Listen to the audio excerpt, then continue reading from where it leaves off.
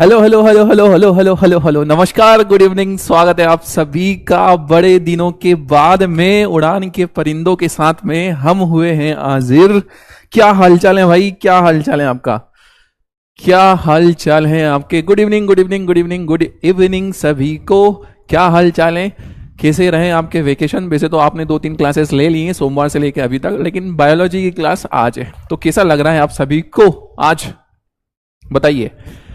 ओए होए, ओए होए, ओए होए, ओए होए, इतने सारे गुड इवनिंग। शुक्रिया शुक्रिया शुक्रिया, बहुत बढ़िया बहुत बढ़िया। चलिए फटाफट से बताइएगा एक हार्ट शेप इमोजी के द्वारा कि मैं आपको अच्छे से सुनाई दे रहा हूं, क्या मैं आपको अच्छे से दिखाई दे रहा हूं, और क्या हालचाल है आप सभी के, ये भी जरा मुझे बताइएगा। ठीक है, पढ़ाई लिखाई भाई अच्छे से जोरदार तरीके से करते हुए चलना, ठीक है, क्योंकि जो हमारी आज की मेहनत है वो हमें एक दिन बहुत ही ज्यादा रंग ला करके दिखाएगी। अरे हाँ या ना? फटाफट से जरा बताइएगा मुझे। हार्ट शेप इमोजी बहुत कम आ रहे हैं यार, फायर इमोजी भी बहुत कम आ रहे हैं यार, मजा नहीं आ रहा है यार देख करके। इतने दिन बाद आए हैं और तुम लोग ऐसे स्वागत करोगे क्या? और थोड़े से आना चाहिए।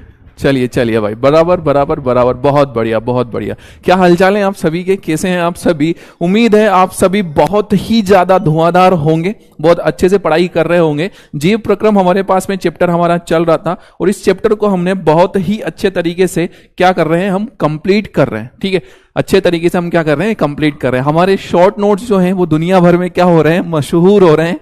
तो वो आप लोगों का एक प्यार है, ठीक है, कि आप लोगों को सारी चीजें इतने अच्छे से समझ में आ रही है, आपको शॉर्ट नोट्स वगैरह क्या हो रहे हैं, पसंद आ रहे हैं। तो पूरी चैट सेक्शन लाल हो चुका है।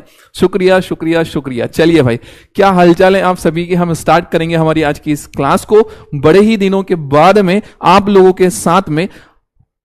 क्या पढ़ लिया था आपको पता होगा, आखिरी की जो हमारी क्लास है उसमें हमने क्या पढ़ लिया था? सर आपने कुछ कुछ चीजें बताई थी हमें, डाइजेस्टिव सिस्टम के बारे में बताया था, पाचन तंत्र के बारे में बताया था। सर आपने हमें यह भी बता दिया था कि हमारे मुख गुहा से लेकर के जो एनस होता है, जो गुदा होती है, वहां तक का जो हिस्सा होता है उसे हम आहार नाल बोल देते हैं। और आहार नाल के अंदर सर जो हमारा मुंह वाला हिस्सा है ना, इसको आपने मुख गुहा बोला था। याद है क्या भैया जी? अरे भैया जी याद है क्या? सर आपने एक चीज बताई थी कि जो मुख गुहा के बाद वाला हिस्सा होता है ना, यहां पे, वहां पे वायु भी जाती है और वहां पे भोजन भी जाता है, और उस हिस्से को सर आपने नाम दिया था क्या? ग्रसनी। ग्रसनी नाम दिया था। उसके बाद में यहां से 2 अलग अलग पाइप निकल जाते हैं, एक का नाम होता है हमारे पास में फूड पाइप और एक का नाम होता है बिंड पाइप। एक तो भोजन की नली है और एक है हमारे पास में कौन सी वाली नली? हवा वाली नली। जो भोजन वाली नली है उसका नाम क्या होता है मेरे लाल, जरा बताओगे क्या?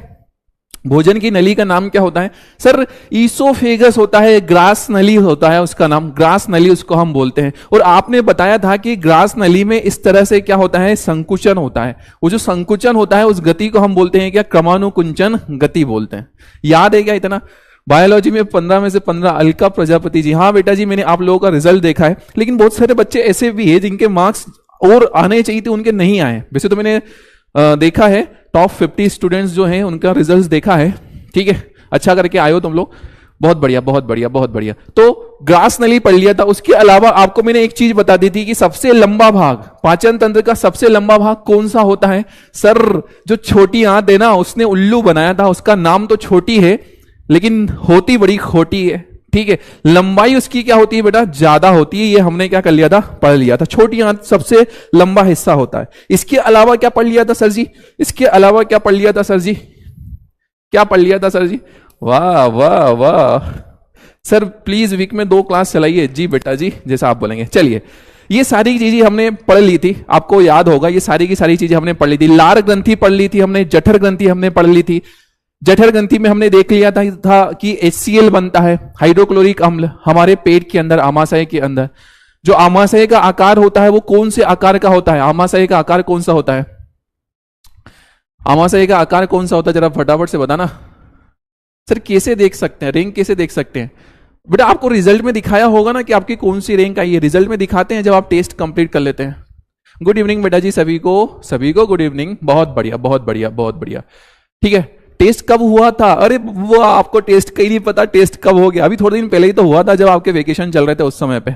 चलिए, हाँ सर, इतनी सारी चीजें हमने पढ़ ली थी। आगे की बातों में हम क्या पढ़ने वाले हैं? अग्नाशय पढ़ने वाले हैं बेटा।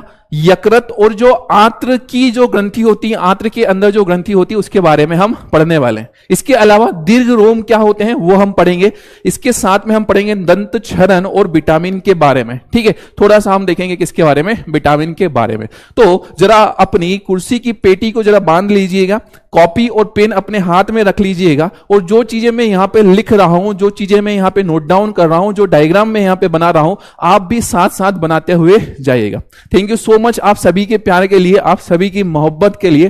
ठीक है, इस मोहब्बत को मैं अपने जो मेहनत है उसके रूप में आपको वापस करूंगा। ठीक है, एक बच्चा बोल रहा है वॉइस प्रॉब्लम। बेटा वॉइस प्रॉब्लम नहीं है, क्योंकि इतने सारे हार्ट शेप इमोजी अभी देखे हमने कि आवाज तो बहुत बढ़िया आ रही थी।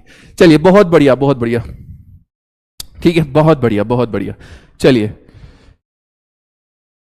सर, क्लास को लंबी रखा करो। जी बेटा, जी बेटा,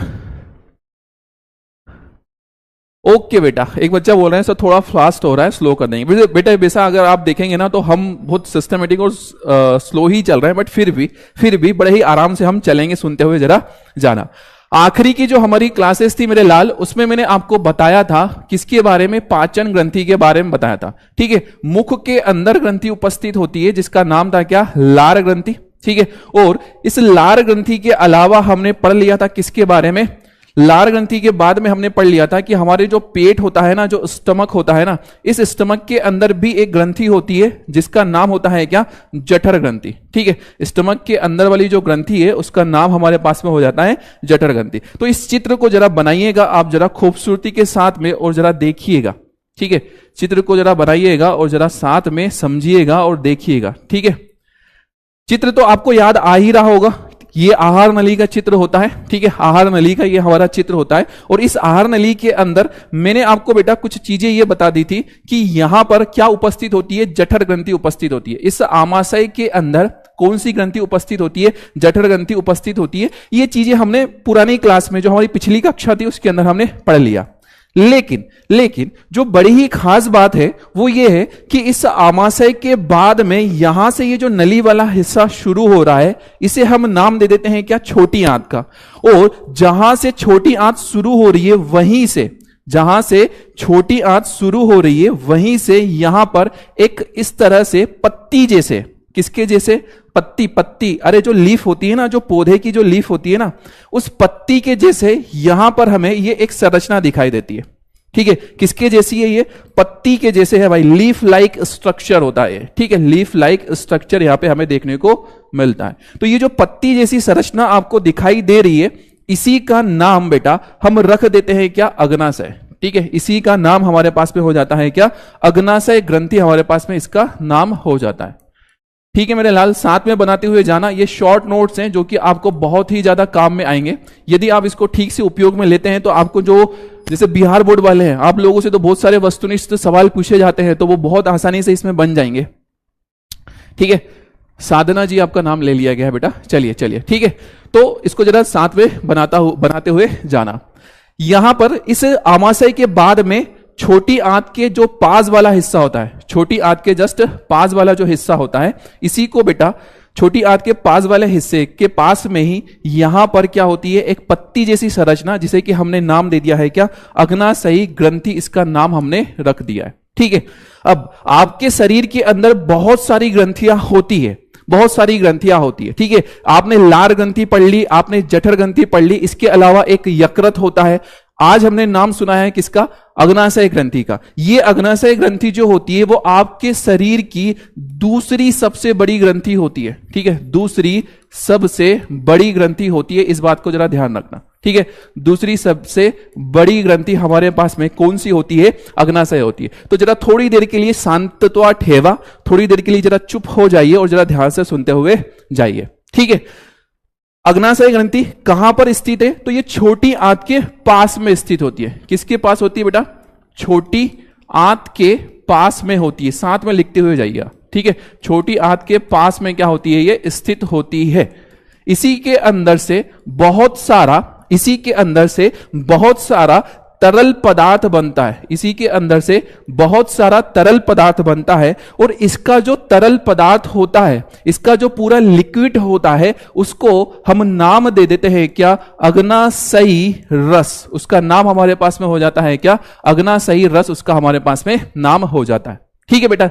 अब सर बात यह है कि इस अग्नाशय रस के अंदर, इस पूरे के पूरे तरल पदार्थ के अंदर क्या चीजें होती है, कौन कौन से एंजाइम इसके अंदर होते हैं? इसके अंदर सबसे पहला जो एंजाइम आपको देखने को मिलता है वो आता है हमारे पास में कौन सा?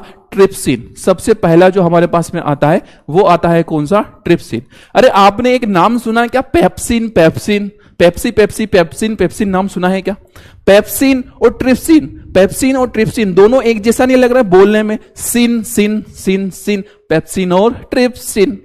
अरे हां, सिन सिन सिन सिन, पेप्सिन और ट्रिप्सिन। पेप्सिन किसका पाचन कर रहा था? प्रोटीन का पाचन कर रहा था। और यहां पर ये जो ट्रिप्सिन होता है ये भी किसका पाचन करता है? प्रोटीन का पाचन करता है। इस बात को जरा ध्यान रखिएगा। ठीक है, किसका पाचन?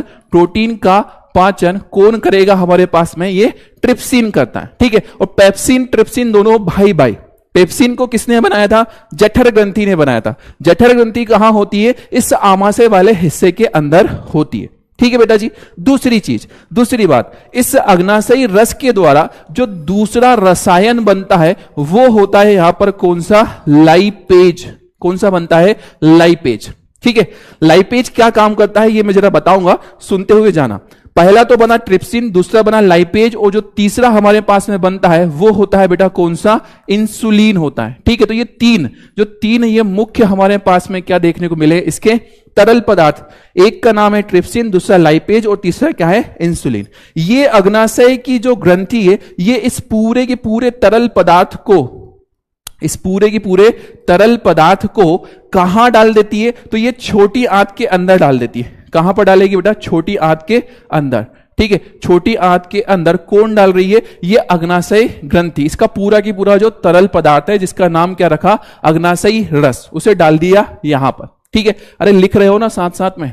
ठीक है, अब बात यह है कि ये जो अग्नाशय के रस है ये तीनों अपना काम क्षारीय माध्यम में करते हैं। कौन से माध्यम में? क्षारीय माध्यम में। ठीक है, अग्नाशयी जो रस है, अग्नाशयी रस क्षारीय माध्यम में काम करता है। अग्नाशयी रस क्षारीय माध्यम में काम करता है। क्षारीय माध्यम में क्या करेगा? ये कार्य करता है। ठीक है, इस बात को जरा ध्यान रखना।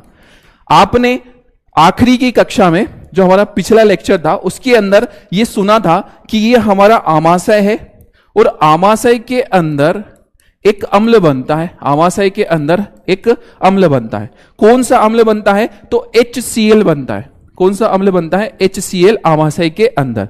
तो ये जो आमाशय होता है ना बेटा, आमाशय ये कैसा होता है? ये अम्लीय होता है। ठीक है, अम्लीय होता है, अम्लीय होता है, ये एसिड वाला होता है। कौन? आमाशय। क्यों? क्योंकि वहां पे क्या बन रहा है? HCl बन रहा है। इतनी बात समझ में आ रही? क्या बोला मैंने? अग्नाशयी ग्रंथि कहां होती है? छोटी आंत के पास में दूसरी सबसे बड़ी ग्रंथि है। और ये इसके जो सारा की सारा जो तरल पदार्थ है वो किस नाम से जाना जाएगा? अग्नाशयी रस के नाम से। तीन चीजें, ट्रिप्सिन, लाइपेज और क्या होता है? इंसुलिन। ट्रिप्सिन का काम मैंने आपको बता दिया, किसका पाचन होता है? प्रोटीन का पाचन। लाइपेज और इंसुलिन का मैं अभी बताऊंगा। ठीक है, अग्नाशयी रस कौन से माध्यम में काम करता है? क्षारीय माध्यम में कार्य करता है। इस बात को ध्यान रखना। ठीक है, इस आमाशय के पास में, इस आमाशय के पास में, पास वाले हिस्से में इधर की तरफ, जैसे उदाहरण के तौर पे यहां से आइए पूरी भोजन की नली, और ये होता है आपका क्या? आमाशय। दिख रहा है क्या? ये होता है आपका पूरा आमाशय। ठीक है, ये होता है पूरा आमाशय। यहां पर ये हुआ आमाशय। इसके यहां पर इस तरफ पे यहां पर क्या उपस्थित होती है? यहां पर एक ग्रंथि उपस्थित होती है जिसका नाम हम रख देते हैं क्या? यकृत। ठीक है, इस तरफ पर, इस तरफ एक ग्रंथि उपस्थित है जिसका नाम हमने रखा है क्या? यकृत। हमने इसका नाम रखा है। ठीक है, क्या नाम रख दिया इसका? यकृत। यकृत, ये जो पूरा यकृत है बेटा, ये यकृत क्या करता है? तरल पदार्थ बनाता है। ये भी कोई ना कोई रस को बनाएगा। ये भी क्या करेगा? कोई ना कोई रस को बनाएगा। तो इसका जो रस होता है ना, इसका जो तरल पदार्थ होता है ना, वो निकलता है इसके पास से और ये इसका रस, इसका जो तरल पदार्थ है वो निकल करके एक यहां पर ऐसा एक थैली जैसे एक पूरी की पूरी संरचना होती है। इस थैली जैसी संरचना के अंदर क्या हो जाता है, इकट्ठा हो जाता है। ठीक है, क्या बताया मैंने कि आमाशय के इस तरफ क्या होता है, यकृत होता है। यकृत से बहुत सारा रस बनता है, जूस बनता है, और वो जो रस है वो यहां पर एक थैली जैसी संरचना के अंदर क्या हो जाता है, इकट्ठा हो जाता है। इस थैली जैसी संरचना को हम नाम दे देते हैं क्या बेटा, पित्ताशय। इसका नाम हो जाता है क्या, पित्ताशय इसका नाम हो जाता है। ठीक है, यकृत के बारे में जो सबसे जरूरी बात है वो ये कि आपके शरीर के अंदर जो सबसे बड़ी ग्रंथि होती है, सबसे बड़ी जो ग्रंथि है वो कौन सी होती है, यकृत होती है। साथ में लिखते हुए चलना, सबसे बड़ी ग्रंथि कौन सी है, यकृत होती है। ठीक है, और यकृत के बाद में कौन सी ग्रंथि होती है, अग्नाशय होती है, दूसरी सबसे बड़ी ग्रंथि होती है। इस यकृत के द्वारा बहुत सारा तरल पदार्थ बनता है। उस तरल पदार्थ का नाम हम रख देते हैं क्या, पित्त रस। तो यकृत का काम हो गया पित्त रस का क्या करना, निर्माण करना। पित्त रस का क्या करना, निर्माण करना। ये किसका काम है हमारे पास में, इस यकृत का काम होता है। ठीक है, आमाशय से जो रस बना था जठर ग्रंथि से, उसका नाम रख दिया था क्या, जठर रस। अग्नाशय से जो रस बना उसका नाम रख दिया अग्नाशयी रस। यकृत से जो रस बना उसका नाम रख दिया क्या, पित्त रस। जो भी पित्त रस है, जो भी जितना भी पित्त रस है वो बन रहा है कहां पर, इस यकृत के अंदर बन रहा है। किसके अंदर बन रहा है, इस यकृत के अंदर बन रहा है। और यकृत के अंदर से, लीवर के अंदर से ये पित्त रस निकलता हुआ आएगा, पित्त रस निकलता हुआ आएगा और कहां पर आ जाता है, तो ये इस थैली के अंदर आ जाता है, थैली के अंदर आ जाता है। ठीक है, इस थैली का नाम क्या रखा है, पित्ताशय। थैली का नाम हमने क्या रख दिया है, पित्ताशय। पित्ताशय क्या काम कर रहा है, इसका काम होता है पित्त रस का संग्रहण करना। पित्त रस का क्या करना, संग्रहण करना। संग्रहण का मतलब क्या होता है भाई, इकट्ठा करना। इकट्ठा करना ये किसका काम हो गया, पित्ताशय का। और बाद में इस पित्त रस को कहां पर छोड़ देता है, तो ये छोड़ देता है इस छोटी आंत के अंदर। किसके अंदर छोड़ देता है, छोटी आंत के अंदर क्या जाता है, पित्त रस जाता है। ठीक है, इतनी बात आपको समझ में आ रही है, इतनी कहानी आपको समझ में आ रही है। बात ये आती है हमारे पास में कि आखिर पित्त रस का काम क्या होता है। ठीक है, पित्त रस की अगर हम बात करें, पित्त रस का काम की अगर हम बात करें तो इसका काम क्या होता है, पित्त रस का कार्य। सुनना बेटा जरा ध्यान से, पित्त रस का कार्य क्या होता है। देखो अभी मैंने आपको बताया कि जो अग्नाशय का रस है वो कौन से माध्यम में काम करता है, क्षारीय माध्यम में कार्य करता है। किसका रस, अग्नाशय का रस। यहां पर जो भोजन है, यहां पर जो आमाशय के अंदर जो भोजन आता है वो आपको पता होना चाहिए कैसा होता है, भोजन अम्लीय हो जाता है। ठीक है, आमाशय के अंदर जो भोजन है वो कैसा हो जाता है, अम्लीय हो जाता है। क्यों, क्योंकि आमाशय के अंदर HCl उपस्थित होता है। तो ये जो अम्लीय भोजन जब यहां पर आता है छोटी आंत के अंदर, तो इस अम्लीय भोजन को क्या करना है बेटा, क्षारीय बनाना है। क्यों बनाना है क्षारीय, क्योंकि ये भोजन यदि क्षारीय नहीं हुआ तो अग्नाशय का जो रस है वो उसके ऊपर काम नहीं करेगा। तो पित्त रस का काम होता है, पित्त रस का काम होता है क्या करना, पित्त रस का काम होता है क्या करना, तो भोजन को क्या करना, क्षारीय करना। ठीक है, भोजन को क्षारीय करना ये काम होता है किसका, पित्त रस का। क्यों करता है क्षारीय करना, क्यों करता है, ताकि अग्नाशयी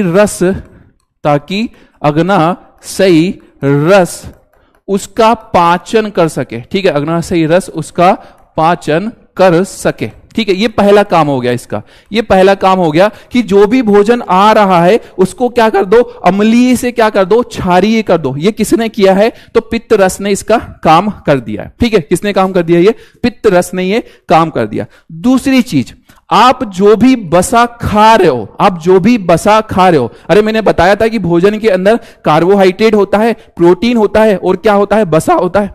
तो जो भी बसा आप खा रहे हो उस बसा का क्या किया जाता है? इमल्सीकरण किया जाता है। इमल्सीकरण क्या होता है वो मैं बता रहा हूं, ठीक है, सुनना जरा ध्यान से। पहली चीज तो पित्त रस में क्या किया कि भोजन को अम्लीय से क्या कर दिया? क्षारीय कर दिया। और दूसरा इसने क्या काम किया? वसा का इमल्सीकरण किया, ठीक है। वसा का क्या किया है? इमल्सीकरण किया है। किसने? इस पित्त रस ने किया है। इमल्सीकरण क्या होता है वो मैं बता रहा हूं, जरा शांति रखना, ठीक है। इतनी चीज आपको समझ में आ गई, इतनी बात समझ में आ गई। पित्त रस के हमने क्या किए हैं? काम पढ़े।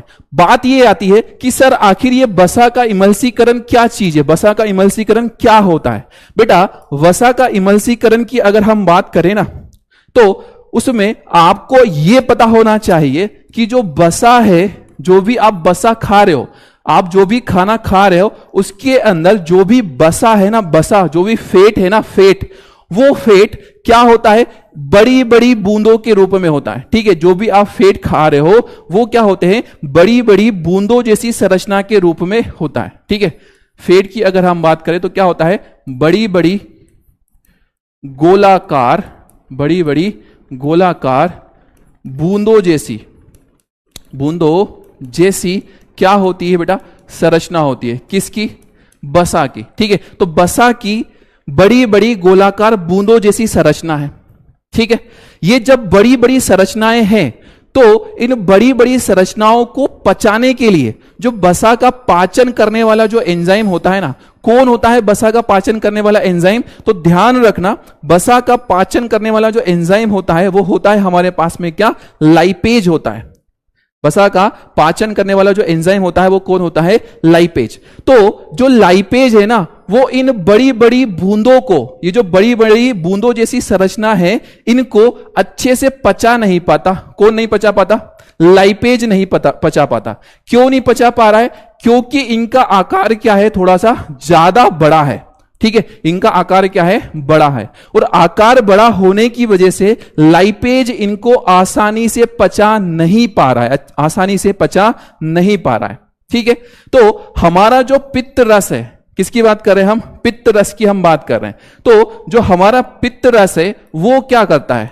पित्त रस इन बड़ी बड़ी बूंदों को, ये जो बड़ी बड़ी गोलाकार बूंदों जैसी संरचनाएं हैं, इनको क्या कर देता है? छोटी छोटी सी संरचनाओं में तोड़ देता है। किसमें तोड़ दिया इसने? छोटी छोटी सी बूंदों के अंदर तोड़ दिया। छोटी छोटी सी बूंदों के अंदर क्या कर दिया है? तोड़ दिया है। किसने तोड़ा है? तो पित्त रस ने तोड़ा है। किसने तोड़ा बेटा जी? पित्त रस ने क्या कर दिया है? इन बड़ी बड़ी बूंदों जैसी संरचनाओं को छोटी छोटी सी संरचनाओं में क्या कर दिया है? तोड़ दिया है। किसने तोड़ा? तो पित्त रस ने तोड़ा। वसा की इन बड़ी बड़ी संरचनाओं को, वसा की इन बड़ी बड़ी गोलाकार बूंदों जैसी संरचना को छोटी छोटी संरचना में तोड़ना, छोटी छोटी संरचना में क्या होना? तोड़ना, ठीक है। जो वसा की बड़ी बड़ी गोलाकार बूंदों जैसी संरचना है, इनको क्या करना? छोटी छोटी संरचना में तोड़ देना। इसी प्रक्रिया को हम नाम देते हैं क्या? वसा का इमल्सीकरण, ठीक है। इसी का नाम हो गया हमारे पास में क्या? वसा का इमल्सीकरण हमारे पास में नाम हुआ है, ठीक है। तो वसा का इमल्सीकरण आपको समझ में आया हुआ होगा। वसा जो है वो बड़ी बड़ी गोलाकार संरचनाओं में होता है। इतनी बड़ी नहीं होता है, मतलब भोजन के अंदर बड़ी बड़ी संरचना के रूप में ये क्या होता है? देखने को मिलता है। तो इन बड़ी बड़ी संरचनाओं को छोटी छोटी सी संरचनाओं में क्या कर दिया जाना? तोड़ देना। इसी प्रक्रिया को हम क्या बोल देते हैं? वसा का इमल्सीकरण बोल देते हैं। यह प्रक्रिया हुई क्यों? वसा का इमल्सीकरण क्यों हुआ? क्योंकि ये जो बड़ी बड़ी गोलाकार बूंदों जैसी संरचना है, इनका पाचन लाइपेज नहीं कर सकता। इनका पाचन लाइपेज नहीं कर सकता, ठीक है। बड़ी बड़ी संरचनाओं का जो पाचन है वो लाइपेज नहीं कर सकता है। इसलिए इस पित्त रस ने इन बड़ी बड़ी संरचनाओं को किसमें तोड़ दिया? छोटी छोटी सी संरचनाओं में। और ये जो छोटी छोटी सी संरचनाएं हैं, इनका पाचन लाइपेज कर सकता है। इनका पाचन लाइपेज कर सकता है, ठीक है, कर सकता है। यह बात आपको समझ में आ गई, ठीक है। तो यहां पर हमने देखा कि जो पित्त रस है वो क्या कर रहा है, वसा का इमल्सीकरण कर रहा है। वसा का इमल्सीकरण क्या होता है, तो बड़ी बड़ी वसा को छोटी छोटी में तोड़ देना ताकि उनके ऊपर लाइपेज आसानी से काम कर सके। इसी प्रक्रिया को हम क्या बोलते हैं, वसा का इमल्सीकरण बोलते हैं। ठीक है, यहां पर आपको यह पता चल गया कि लाइपेज क्या काम करता है। लाइपेज का काम क्या हो गया, लाइपेज का काम होता है इमल्सीकृत, लाइपेज का काम होता है इमल्सीकृत वसा का क्या करना, पाचन करना। ठीक है, इमल्सीकृत वसा का पाचन करना। वसा का पाचन कौन करता है, यह सवाल पहले भी पूछा गया है, आई थिंक सो 2022-2021 में पूछा गया है। तो कौन करता है, लाइपेज करता है। इतनी बात समझ में आपको आ गई है। ठीक है, इसके साथ में हमने देखा कि अग्नाशयी रस के पास में क्या आ रहा है, इंसुलिन बन रहा है। और इंसुलिन का काम होता है कि रक्त, जो आपका रक्त है ना, आपका जो ब्लड है ना, उस रक्त में सुगर शक्कर जो होती है ना, शक्कर, उसी को हम बोलते हैं क्या, शर्करा।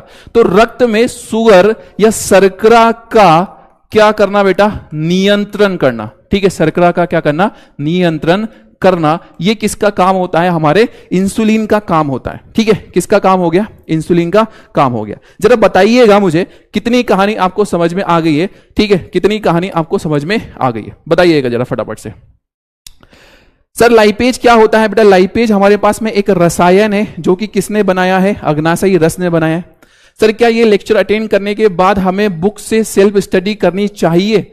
बेटा यदि आप इस लेक्चर को अच्छे से अटेंड कर रहे हो और बाई चांस अगर आपने गलती से बुक पढ़ ली तो आपको लगेगा कि सर ने सारी चीज तो बता दी नोट्स में, इस बुक को पढ़ने की जरूरत ही नहीं है, एनसीईआरटी को पढ़ने की जरूरत ही नहीं है। ठीक है, ये बात की गारंटी मैं लेता हूं। एनसीईआरटी की एक लाइन, एक शब्द भी आपके इन नोट्स से बाहर नहीं जाएगा, आपका एग्जाम भी बाहर नहीं जाएगा। क्लियर है भाई, कहानी समझ में आ गई है क्या? जरा फायर इमोजी भेज दो। ठीक है, ठीक है बेटा, रिपीट नहीं, अब जो डाउट हो ना वो पूछ लिया करो। लाइपेज क्या है सर जी? लाइपेज के बारे में मैंने बताया बेटा जी आपको, लाइपेज एक एंजाइम है। सर फूड का क्षारीय बनाना क्यों जरूरी है, अम्लीय क्यों नहीं हो सकता? बहुत अच्छा सवाल पूछा बचवा ने। बेटा मैंने अभी बताया कि जो अग्नाशयी रस है ये क्षारीय माध्यम में कार्य करता है, वो अम्लीय माध्यम में काम नहीं कर सकता। यदि भोजन अम्लीय है तो अग्नाशयी रस बोल देगा कि जाने दो भाड़ में, मैं उसको पचाऊंगा ही नहीं। ठीक है, इसलिए हमने उसे क्या करवाया, क्षारीय करवाया। क्या करवाया बेटा जी, क्षारीय करवाया। ठीक है, लाइपेज का मतलब मैंने बता दिया। सर रस कैसे बनता है? अरे यार बेटा ये क्या सवाल पूछ रहे हो, रस कैसे बनता है? एकदम तरल तरल सा निकल जाता है, एकदम लिक्विड निकल जाता है, पानी जैसे पूरा तरल तरल निकल जाता है, उसी को हम बोल देते हैं वो तरल है, वही रस है, और क्या है। ठीक है, चलिए, तो बहुत सारे फायर इमोजी हैं आपके, शुक्रिया उसके लिए। क्या तोड़ने का बाद क्या होता है, तोड़ने के बाद क्या होता है मतलब समझा नहीं मैं। इमल्सीकरण क्या होता है ये मैंने बताया। ठीक है, ऐप पर नोट्स कहां है हमको नहीं पता, मैं आखिरी में बता दूंगा। ठीक है, ठीक है, ठीक है, ठीक है, ठीक है। वसा का इमल्सीकरण एक बार और मैं बता दूंगा। इतनी चीज समझ में आपको आ गई, वाह मेरे लाल, बहुत बढ़िया। वसा का इमल्सीकरण क्या बताया मैंने कि जो वसा है ये बड़ी बड़ी गोलाकार बूंदों जैसा होता है, बड़ी बड़ी बड़ी बड़ी होता है। ठीक है, और इन बड़ी बड़ी वसा की बूंदों को हमारा जो लाइपेज है ना वो नहीं पचा सकता, उसके बस की बात नहीं है। मैंने कहा कि आपने पत्थर नहीं, आपने नमक के इतने बड़े बड़े टुकड़े लिए, पानी में उनको डाला, तो उसका घुलना थोड़ा सा लेट प्रोसीजर है, या तो वो घुलेगा ही नहीं पत्थर। बारीक पाउडर यदि आपने नमक का डाल दिया पानी में तो वो जल्दी घुल जाएगा। तो वही प्रक्रिया यहां हो रही है कि पित्त रस क्या कर रहा है, बड़ी बड़ी वसाओं को तोड़ रहा है, किसमें, छोटे छोटे से कणों के अंदर, ताकि लाइपेज उसका क्या कर सके, पाचन कर सके। और इसी प्रक्रिया को हमने बोला है क्या, वसा का इमल्सीकरण इसका नाम रखा है। ठीक है बेटा जी, चलिए आगे की बात करते हैं हम, आगे की हम बात करते हैं। मैंने अभी आपको एक चीज बताई यहां पर, मैंने आपको यहां पर एक चीज बताई है कि इंसुलिन आपके रक्त में शुगर का क्या करता है, नियंत्रण करता है। जो शक्कर है आपके खून के अंदर, आपने खाना खाया, आपने उस खाने को क्या किया, पचाया। ठीक है, आपने क्या किया, खाना खाया, वो खाने को क्या किया, आपने पचाया। ऐसा ही होता है। ठीक है, मैंने कहा भाई कि आपने क्या किया है, खाना खाया। ठीक है, और इस खाने को जब आपने खाया तो आपके शरीर ने क्या किया है बेटा, इसका पाचन किया है। जब भोजन का पाचन होता है तो आपके शरीर के अंदर क्या बनता है बेटा, ग्लूकोज बनता है। क्या बनता है? ग्लूकोज। जब भी आपने खाना खा लिया, आपके शरीर ने उसका पाचन किया और वहां पर बहुत सारा क्या बन रहा है? ग्लूकोज। उस ग्लूकोज को कहां डाल दिया जाता है? आपके ब्लड में डाल दिया जाता है। तो खाना खाने के तुरंत बाद आपके ब्लड के अंदर ग्लूकोज की मात्रा क्या हो जाती है? एकदम से बढ़ जाती है। ग्लूकोज की मात्रा एकदम से बढ़ जाती है। ठीक है, कहानी इतनी समझ में आ रही है? ग्लूकोज से क्या होता है? ग्लूकोज से क्या होता है सर? ग्लूकोज से बेटा आपको ऊर्जा मिलती है। अरे हां, ग्लूकोज से क्या मिलती है आपको? ऊर्जा। ये तो पता है आपको, ग्लूकोज से क्या मिलती है? ऊर्जा। तो हम बोलते हैं कि जो ग्लूकोज है ना, ये हमारा त्वरित ऊर्जा स्रोत है। ठीक है, त्वरित ऊर्जा स्रोत है। इसका मतलब क्या है? मतलब आपको इंस्टेंट, अभी आपको एनर्जी की जरूरत है, ग्लूकोज आपको तुरंत क्या कर देगा? ऊर्जा दे देगा। जैसे गर्मी के समय पे आपको लगता है ना कि थोड़ा वीकनेस लग रहा है, तो हम ग्लूकोज का वो पाउडर आता है, उसको घोल करके क्या कर लेते हैं? पी जाते हैं। क्यों? वो हमें क्या कर रहा है? इंस्टेंट ऊर्जा देने का काम कर रहा है। तो ग्लूकोज का काम है कि आपको क्या करना? ऊर्जा देना। ये ऊर्जा स्रोत हो गया।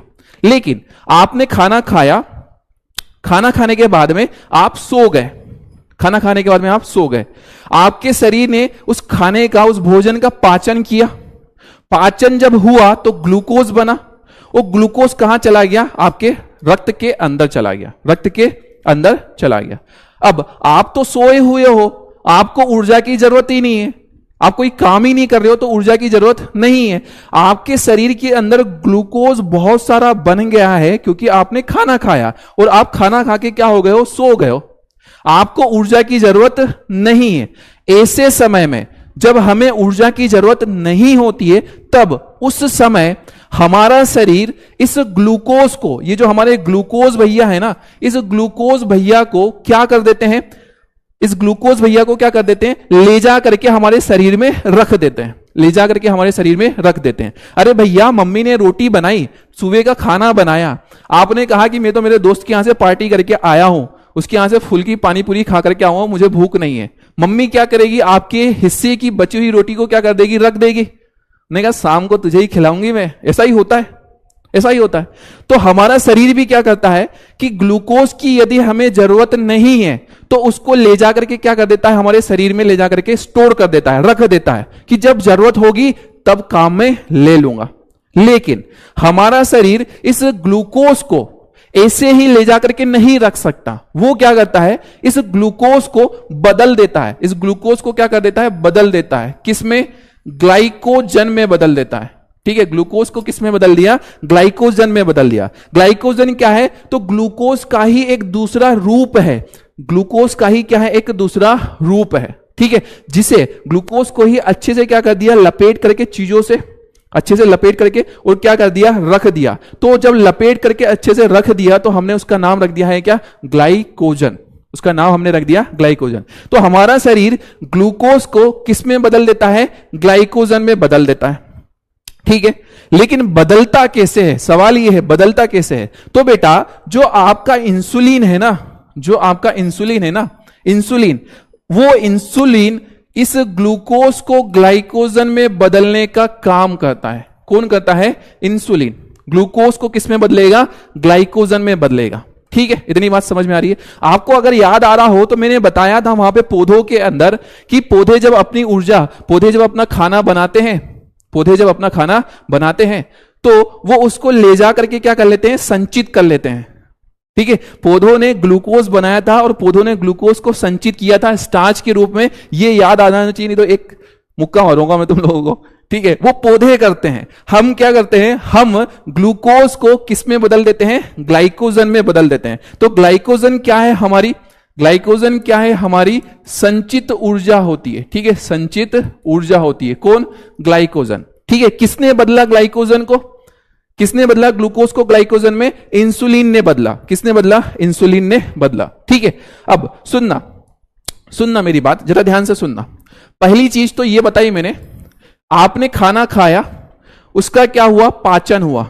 पाचन हुआ तो क्या बना? ग्लूकोज बना। पाचन हुआ तो क्या हुआ? ग्लूकोज बना। ग्लूकोज का स्तर रक्त में, ग्लूकोज का स्तर रक्त में अरे बढ़ा या कम हुआ? सर सीधी सी बात है, खाना खाया, पाचन हुआ तो ग्लूकोज का स्तर रक्त में क्या हो जाएगा बेटा, बढ़ जाएगा। ठीक है, बढ़ा, रक्त का स्तर क्या हो गया, बढ़ गया। जब इसका स्तर बढ़ा, ग्लूकोज बढ़ा, तो हमारा जो इंसुलिन भैया है, हमारे जो इंसुलिन भैया है, ये इंसुलिन भैया ग्लूकोज को किस में बदल देंगे बेटा, ग्लूकोज को किस में बदल देंगे, ग्लाइकोजन में बदल देंगे। ठीक है, कौन, इंसुलिन ग्लूकोज को ग्लाइकोजन में क्या कर दिया, इसने बदल दिया, ग्लाइकोजन में बदल दिया, ग्लाइकोजन में बदल दिया। साथ साथ लिखते हुए जाना, ठीक है, बदल दिया। किसने बदल दिया, इस इंसुलिन ने बदल दिया। अब आपके रक्त के अंदर जो ग्लूकोज था उसे किस में बदल दिया गया, ग्लाइकोजन में बदल दिया गया। ठीक है, ग्लाइकोजन में बदल दिया गया। तो रक्त में से ग्लूकोज का जो स्तर है वो क्या हो जाएगा, कम हो जाएगा। ठीक है, ग्लूकोज का स्तर क्या हो जाएगा बेटा, कम हो जाएगा। इतनी बात समझ में हो जाएगी। ठीक है, कम हो जाएगा। इतनी चीज तो आपको समझ में आ गई। ये कहानी चल रही है हमारे अंदर। लेकिन मैंने आपसे कहा कि मान लो हमारे शरीर में इंसुलिन ही नहीं है। ठीक है, मान लो हमारे शरीर में क्या नहीं है, इंसुलिन क्या है, अनुपस्थित है। ठीक है, इंसुलिन क्या हो गया, हमारे शरीर के अंदर अनुपस्थित हो गया। सर जब इंसुलिन अनुपस्थित हो गया, इंसुलिन अगर नहीं है तो हमने खाना खाया, उस खाने का क्या हुआ, पाचन हुआ। खाने का क्या हुआ, पाचन हुआ। और जब खाने का पाचन होगा तो ग्लूकोज का स्तर क्या हो जाएगा, रक्त में बढ़ जाएगा।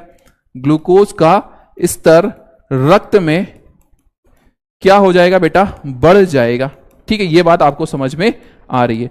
लेकिन स्तर तो बढ़ गया, लेकिन आपके शरीर में इंसुलिन ही नहीं है। इंसुलिन भैया है ही नहीं, तो इंसुलिन भैया है ही नहीं तो ग्लूकोज को अब कोई ग्लाइकोजन में बदलने वाला नहीं है। ग्लूकोज को कोई ग्लाइकोजन में बदलने वाला नहीं है। आपके शरीर के अंदर जो रक्त के अंदर ग्लूकोज का लेवल है जो बहुत ज्यादा क्या हुआ है, बढ़ा है। कब, खाना खाने के बाद में। तो इस ग्लूकोज के लेवल को कम करने के लिए इंसुलिन है ही नहीं।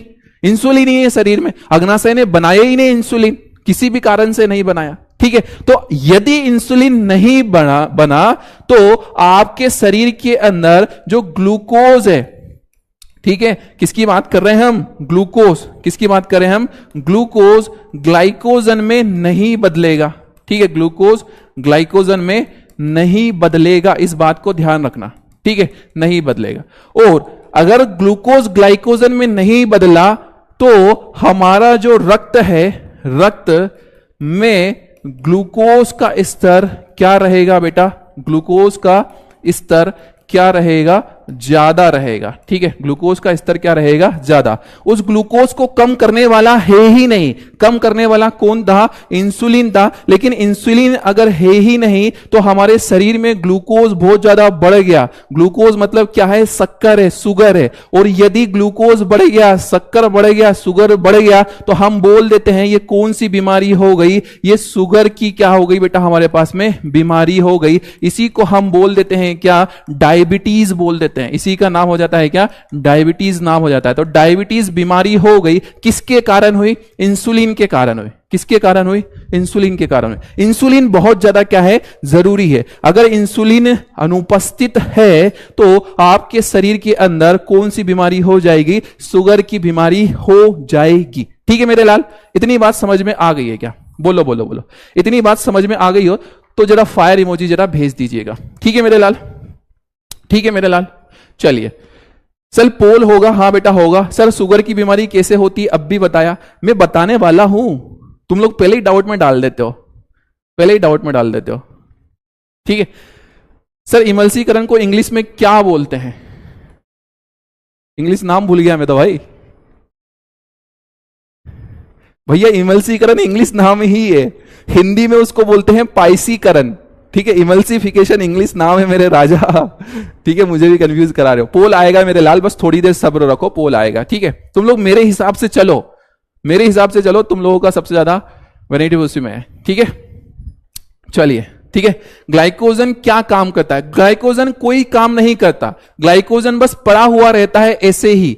जब आपको जरूरत है ऊर्जा की, जब आपको ऊर्जा की जरूरत है, आपने 2-3 दिन खाना नहीं खाया, तो ये ग्लाइकोजन वापस से किस में टूट जाएगा? ग्लूकोज में टूट जाएगा और आपको क्या करेगा? ऊर्जा देने का काम करेगा। ठीक है, बहुत बढ़िया, ठीक है, बहुत बढ़िया, ठीक है। शुगर का नियंत्रण कैसे हो सकता है ये मैंने बताया। ग्लूकोज को बॉडी के किस हिस्से में स्टोर करते हैं? लीवर में स्टोर होता है बेटा ये, ठीक है। वैसे आपसे पूछा नहीं जाएगा सर ग्लूकोज ब्लड में होता है या सेल में? जब आपने खाना खाया तो खाना खाने के बाद में जो ग्लूकोज होता है ना वो ब्लड के अंदर घूमता है। ग्लूकोज जो होता है ना वो ब्लड के अंदर घूमता है, ठीक है। चलिए भाई, बहुत बढ़िया, आपको बहुत ही धुआंधार तरीके से चीजें समझ में आ रही है। बहुत बढ़िया, बहुत बढ़िया, ठीक है बेटा जी। चलिए आगे की बात करते हैं हम। 2 अलग अलग ग्रंथियां देखी, एक तो मैंने देखा बताया आपको अग्नाशय, दूसरा मैंने बताया आपको क्या? यकृत। दूसरा मैंने आपको बता दिया है क्या बेटा? यकृत, ठीक है। अब एक चीज को जरा ध्यान से सुनना, सुनना मेरे राजा, ओ मेरे लाल, ओ मेरे हरे, ओ मेरे पीले, ये क्या है? ये क्या है? इसको क्या बोलते हो? इसको क्या बोलते हो तुम लोग? सर इससे हम छोटी आंत बोलते हैं, छोटी आंत बोलते हैं। अरे साथ में बनाते हुए जाना है ना चीजें। शॉर्ट नोट्स बड़े धुआंधार हैं बेटा, ठीक है, बहुत काम की चीजें हैं ये। यहां पर क्या है हमारे पास में? छोटी आंत है।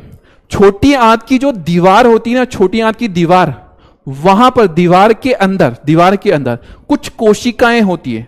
छोटी आंत के अंदर जो दीवार है, छोटी आंत की जो दीवार है, वहां पे कुछ कोशिकाएं होती है। और वो कोशिकाएं किस नाम से जाने जाती है बेटा? आंत्र ग्रंथि के नाम से जाने जाती है, ठीक है। कोशिकाएं, छोटी आंत के अंदर जो उपस्थित कोशिकाएं हैं, इन्हीं को हमने क्या नाम दे दिया है? आंत्र ग्रंथि, हमने इनको नाम दे दिया है। कहानी समझ में आ रही है क्या? ठीक है, क्या नाम दे दिया? आंत्र ग्रंथि। क्या होती है आंत्र ग्रंथि? तो छोटी आंत की दीवार की जो कोशिका है, ठीक है, छोटी आंत की दीवार की कोशिका, ठीक है मेरे लाल। तो छोटी आंत की दीवार की जो कोशिका है उससे हमने नाम दे दिया है क्या? आंत्र ग्रंथि नाम दे दिया है। और ये जो आंत्र ग्रंथि है मेरे लाल, ये आंत्र ग्रंथि क्या करती है? ये भी रस बनाती है। सारी ग्रंथियां रस को बनाती है। आंत्र ग्रंथियों ने क्या किया? रस बनाया, और इसके रस का नाम हो गया है क्या बेटा? आंत्र रस नाम हो गया। इसके रस का नाम हो गया है क्या? आंत्र रस नाम हो गया, ठीक है। इस आंत्र रस का काम क्या होता है?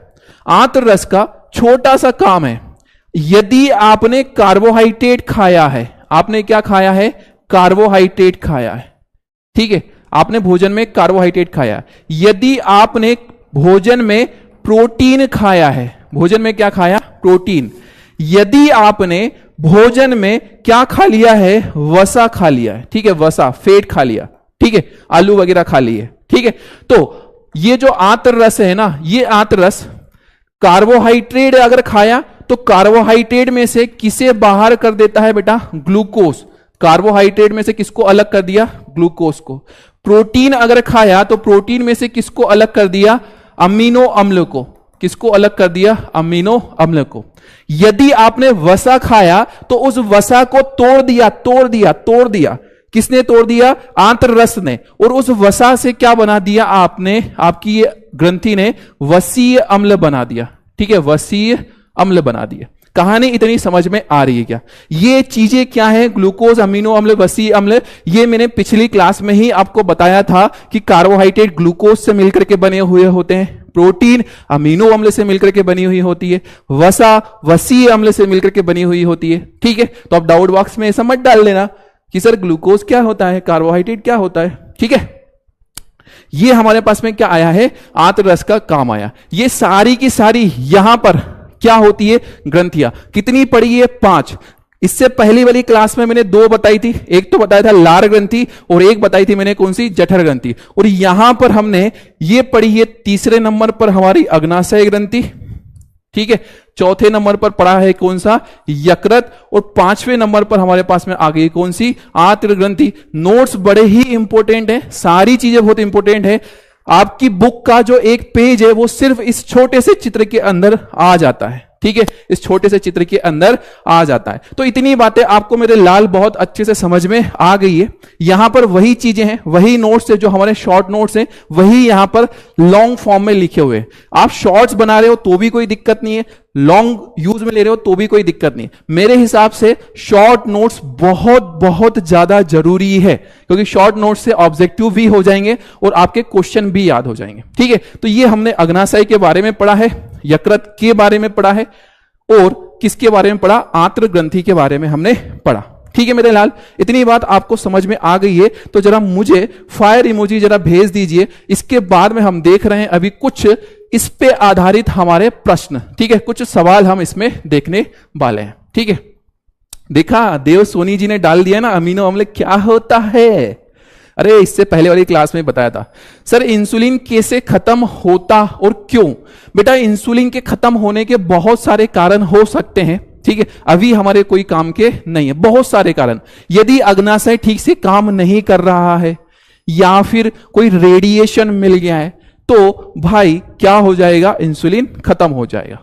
ठीक है, कार्बोहाइड्रेट किससे मिलता है, कार्बोहाइड्रेट आप गेहूं की रोटी खा रहे हो उससे कार्बोहाइड्रेट मिलता है। ठीक है सर, ये चैप्टर कितने लेक्चर में खत्म होगा। बेटा चैप्टर को खत्म करने के ऊपर हमें ध्यान नहीं देना है। ठीक है, खत्म करने को तो लास्ट ईयर हमारा एक बेस था उड़ान फास्ट ट्रैक का, उसमें ये जो चैप्टर है वो 7 लेक्चर में कर दिया था, लेकिन वो दिसंबर वाला बेस था, तब तक बच्चे आधी से ज्यादा चीजें पढ़ लेते हैं। तो हमें खत्म नहीं करना है, हमें चीजों को अच्छे से समझना है, हमारे एग्जाम के हिसाब से हमको काम में लेना है। ठीक है, बाकी सिलेबस में यही हूं, आप लोगों के साथ में हूं, हर चीज में तुम लोगों को कराऊंगा, पर मेरा उद्देश्य यह है कि तुम लोगों के मार्क्स अच्छे आए, आपको चीजें सारी की सारी समझ में आ जाए। ठीक है, ठीक है, बैकलॉग को ऑल सब्जेक्ट कैसे कंप्लीट करें। बेटा बैकलॉग को तो भाई जितना हो सके ना बैठ जाओ। उन्होंने कहा भाई आज तो निपटा डालना है बैकलॉग को, साले को खत्म ही कर डालेंगे। रात के 2 बज रहे हैं फिर भी पढ़ रहे हैं। आज की हमारी मेहनत बेटा आगे हमारे लिए बहुत ज्यादा फायदेमंद होगी। 10th क्लास में जब रिजल्ट अच्छा आता है, अभी भले ही आप क्या एक एवरेज स्टूडेंट हो, लेकिन क्लास 10th में जब आपका रिजल्ट इंप्रूव होकर के दिखेगा, अभी तक हो सकता है कि मैक्सिमम बच्चे अच्छी जगह से नहीं पढ़े हों, कुछ भी रीजन हुआ होगा। ठीक है, लेकिन अब अगर मेहनत करोगे, रिजल्ट अच्छा आया तो 10th क्लास से आपको अब दिखने लगेगा कि हाँ मेरे अंदर मेहनत करने की क्षमता है, मैं कुछ कर सकता हूं, मैं और अच्छा कर सकता हूं, ये आपके अंदर आने लगेगा। ठीक है सर, स्क्रीन साफ नहीं है बेटा, थोड़ा सा कपड़े से साफ करो उसको। सॉरी मजाक कर रहा हूं मैं, नेट की वजह से कुछ प्रॉब्लम होगी, वैसे तो क्लियर है यहां से। ठीक है, यस यस यस यस, ठीक है बेटा जी, इतनी बात समझ में आ गई क्या। सर नोट्स बनाने की कोई टिप्स। मेरे लाल, अगर तुम मेरे से पढ़ रहे हो और उसके बाद में नोट्स बनाने की टिप्स मांग रहे हो तो फिर तो मुझे शर्म आ रही है। ये तुम लोगों के लिए ये ऐसा कहीं नहीं मिलेगा भाई, ऐसा कहीं नहीं मिलेगा यार। फिगर कैसे बनाए एक बार समझा दीजिए बेटा, ये लास्ट लेक्चर में समझाया तो था। सर सिलेबस जल्दी करवाओ प्लीज। ठीक है बेटा, सिलेबस जल्दी हो जाएगा। दंत क्षरण क्या है, आगे पढ़ने वाले हैं। विटामिन का नाम फिर से समझा देना। हाँ आगे पढ़ने वाले हैं। चलिए ये तो सब आगे वाले डाउट है। चलिए तो आगे की बात करते हैं। हमारे पास में सवालों की बौछार है, सवालों की बौछार है, जरा फटाफट से बताइएगा। ठीक है, ताकि मुझे पता चल जाए कि हाँ आपको कितना समझ में आया है। निम्न में से कौन एक प्रोटीन पाचक एंजाइम है। सवाल पूछा गया है, निम्न में से कौन एक प्रोटीन पाचक एंजाइम है। साधना जी बेटा क्या डाउट है आपको बता दीजिए, मैं यहीं से पढ़ लेता हूं। ठीक है, वैसे तो लास्ट समय में और मैं उसमें देख लूंगा। ठीक है, चलिए तो फटाफट से जवाब दीजिएगा इसका। निम्न में से कौन एक प्रोटीन पाचक एंजाइम। बेटा सवाल को बड़ा ध्यान से पढ़ना, क्योंकि मैं आपको एकदम पका पकाया सा सवाल नहीं पूछूंगा। ठीक है, मैं आपको हमेशा थोड़ा सा दिमाग लगाने वाली चीजें पूछूंगा। ठीक है, तुम लोगों को एक अच्छा वो बनाना है मुझे। 6 महीने नहीं लगेंगे बेटा चैप्टर होने में। ठीक है,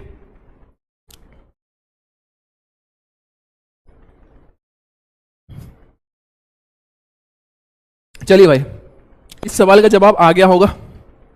इस सवाल का जवाब आ गया होगा। प्रोटीन पाचक एंजाइम कौन सा होता है हमारे पास में। प्रोटीन पाचक एंजाइम की अगर हम बात करें तो हमारे पास में ट्रिप्सिन, आपको पता है अग्नाशय से निकलता है, प्रोटीन का पाचन करता है। और पेप्सिन भी निकलता है जठर ग्रंथि से, प्रोटीन का पाचन करता है। इसलिए आंसर आता है हमारे पास में डी वाला। ठीक है, डी हमारा करेक्ट सवाल है। सिर्फ 58% बच्चों ने जवाब दिया है। मैक्सिमम बच्चे ए पर क्लिक कर गए और मुझे पता था कि ऐसा ही करोगे तुम। ठीक है, ऐसा ही करोगे तुम लोगों का मोए मोए होगा, मुझे पता था, क्योंकि लास्ट क्लास या तो रिवाइज नहीं की होगी या तो सारे ऑप्शन पढ़ने की कोशिश ही नहीं की होगी। ठीक है, सिर्फ 58% बच्चों ने जवाब दिया है, जबकि मैं बोल चुका हूं कि मेरे सवाल थोड़े अलग रहते हैं, तुम लोगों को थोड़ा बेहतर बनाने के लिए रहते हैं। 58% मतलब 60, 70, 80, 85%, 25% बच्चों ने गलत कर दिया भाई। चलिए अगला सवाल है आप लोगों के लिए, फटाफट से जरा इसका जवाब बताइएगा। ठीक है, ट्रिप्सिन नामक एंजाइम पाया जाता है, ट्रिप्सिन नामक जो एंजाइम है ये कहां पाया जाता है? ट्रिप्सिन नामक एंजाइम कहां पाया जाता है, फटाफट से बताइए। इट्स ओके बेटा, पोल नहीं चल रहा, मैं कमेंट में देख रहा हूं। ठीक है सर, फोन नहीं आ रहा, फोन नहीं, पोल नहीं आ रहा है। हाँ, सारे ऑप्शन नहीं पढ़े, मुझे पता है ना, तुम लोग बेटा, तुम लोगों के दिमाग से ऐसे ही खेलना मुझे आता है, मुझे पता है कि तुम लोग क्या सोचोगे और कौन सा लगाओगे, इसलिए पहला ऑप्शन ऐसे ही देता हूं मैं, ताकि तुम लोग गलत कर दो। और तुम लोग, आज हमारी 5th क्लास है, अभी भी तुम लोग मुझे नहीं समझो यार कि मैं कितना तुम लोगों को वो कर देता हूं, कंफ्यूज कर देता हूं। ठीक है, वो कंफ्यूज इसलिए कर रहा हूं ताकि आप एग्जाम में गलती ना करो, आप बेहतर आगे के लिए चीजों को सीख जाओ। ट्रिप्सिन नामक एंजाइम कहां पाया जाता है बेटा? अग्नाशय के अंदर पाया जाता है, अग्नाशयी रस में पाया जाता है, तो सी हमारे पास में सही जवाब है। 80% बच्चों ने जवाब दिया है। अब आए ना तुम लोग, अब हो ना तुम लोग योगेश सर के स्टूडेंट। चलिए, ये सवाल है पिछली साल, एक साल पहले पूछा गया था, बिहार बोर्ड में पूछा गया था, लेकिन इसका मतलब ये नहीं है कि ये यूपी में नहीं आ सकता, झारखंड में नहीं आ सकता, सीबीएसई में नहीं आ सकता, ये कहीं पर भी आ सकता है। ठीक है, जवाब बताइएगा मेरे बिहार के लाल, ओ बिहार के लाल। निम्नलिखित में से कौन वसा के पाचन में सहायक है? निम्नलिखित में से कौन वसा के पाचन में सहायक है? सर पोल जल्दी आ जाता है, सॉरी, अब थोड़ा सा अब शुरू करूंगा मैं। ठीक है, C is the right answer, she, SHE, she is the right answer. चलिए, निम्नलिखित में से कौन वसा के पाचन में सहायक है, बताइएगा भाई।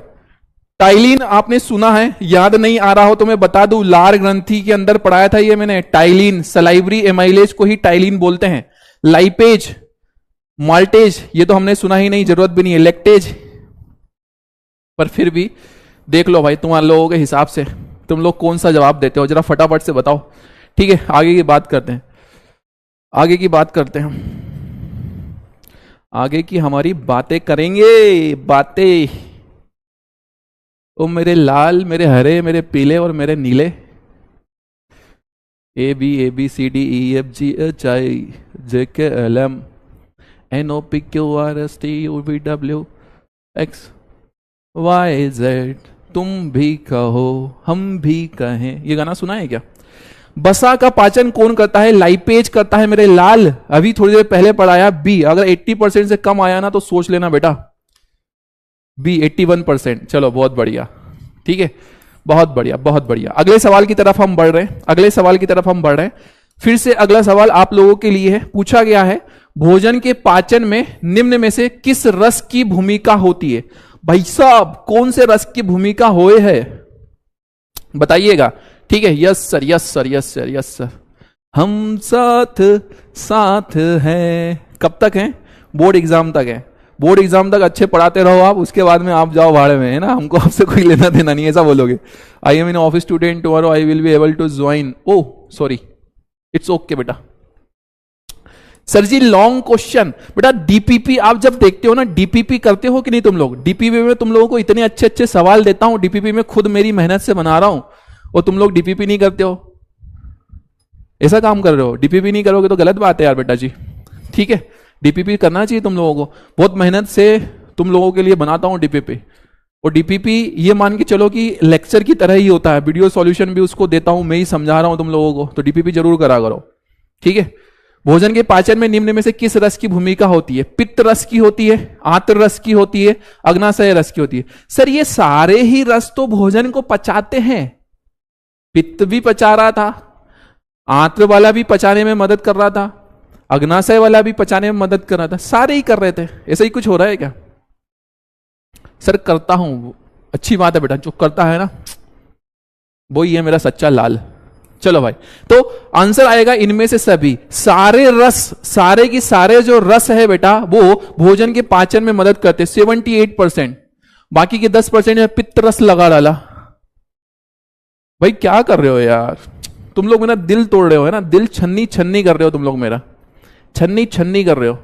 अगला सवाल बहुत धुआंधार सवाल है भाई साहब, बहुत धुआंधार सवाल है। ठीक है, बहुत धुआंधार सवाल है, बहुत धुआंधार सवाल है यार।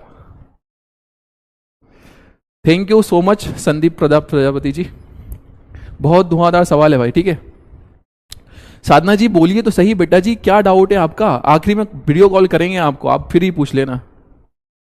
भाई किसको आई लव यू टू बोल रहा है दादा? बोल नहीं आ रहा, इट्स ओके। चलिए बताइए, इसका जवाब बताइएगा भाई, बहुत अच्छे से सोचिएगा। मनुष्य की आहार नाल का कौन सा भाग किसी एंजाइम को स्त्रावित नहीं करता है? नहीं करता है, नहीं करता है पूछा है। ठीक है, नहीं तो पहले ही टेक दो धड़म से। बताइए भाई, फटाफट से जवाब दीजिएगा इसका, फटाफट से जवाब दीजिएगा मेरे लाल, जल्दी जल्दी जल्दी जल्दी जल्दी जल्दी जल्दी। ठीक है, ओ मेरे लाल, ओ मेरे हरे, ओ मेरे पीले। अरे यार डाउट, बहुत बढ़िया, बहुत तेजी से तुम लोग जवाब देते हो यार, मजेदार बच्चे हो, मजेदार। सर आप मेरे, क्या बोल दिया यार मैंने? सर आप मेरे, इतना ही पढ़ पाया मैं, आगे का पढ़ नहीं पाया मैं। फटाफट से जवाब दीजिएगा मेरे लाल, बोलिए बोलिए बोलिए बोलिए बोलिए बोलिए बोलिए बोलिए बोलिए बोलिए बोलिए, फटाफट से बताइए। सर जी मुख गुआ लार बनाती है, और लार में भी क्या होता है? एंजाइम होता है, लार में एंजाइम होता है। सर आमाशय ये जठर रस बनाती है, और जठर रस में भी क्या होता है? एंजाइम। ठीक है सर, ये ग्रास नली, इसमें कोई ग्रंथि नहीं है, कोई ग्रंथि नहीं है इसके अंदर, और ये कोई सा भी एंजाइम नहीं बनाती है। हो सकता है, अब देखना मैक्सिमम बच्चों ने डी लगाया होगा, क्योंकि उनको पता है कि ये सर है ना, ये डी वाले ऑप्शन में ये कलाकारी करते हैं, तो मैक्सिमम बच्चों ने डी लगाया होगा। आंसर आता है बी, ग्रास नली। 78% बच्चे, देख लो 9% बच्चे यहां चलेगा, इनमें से कोई नहीं। मुख गुहा के अंदर लार होता है, और लार के अंदर बेटा एंजाइम होता है।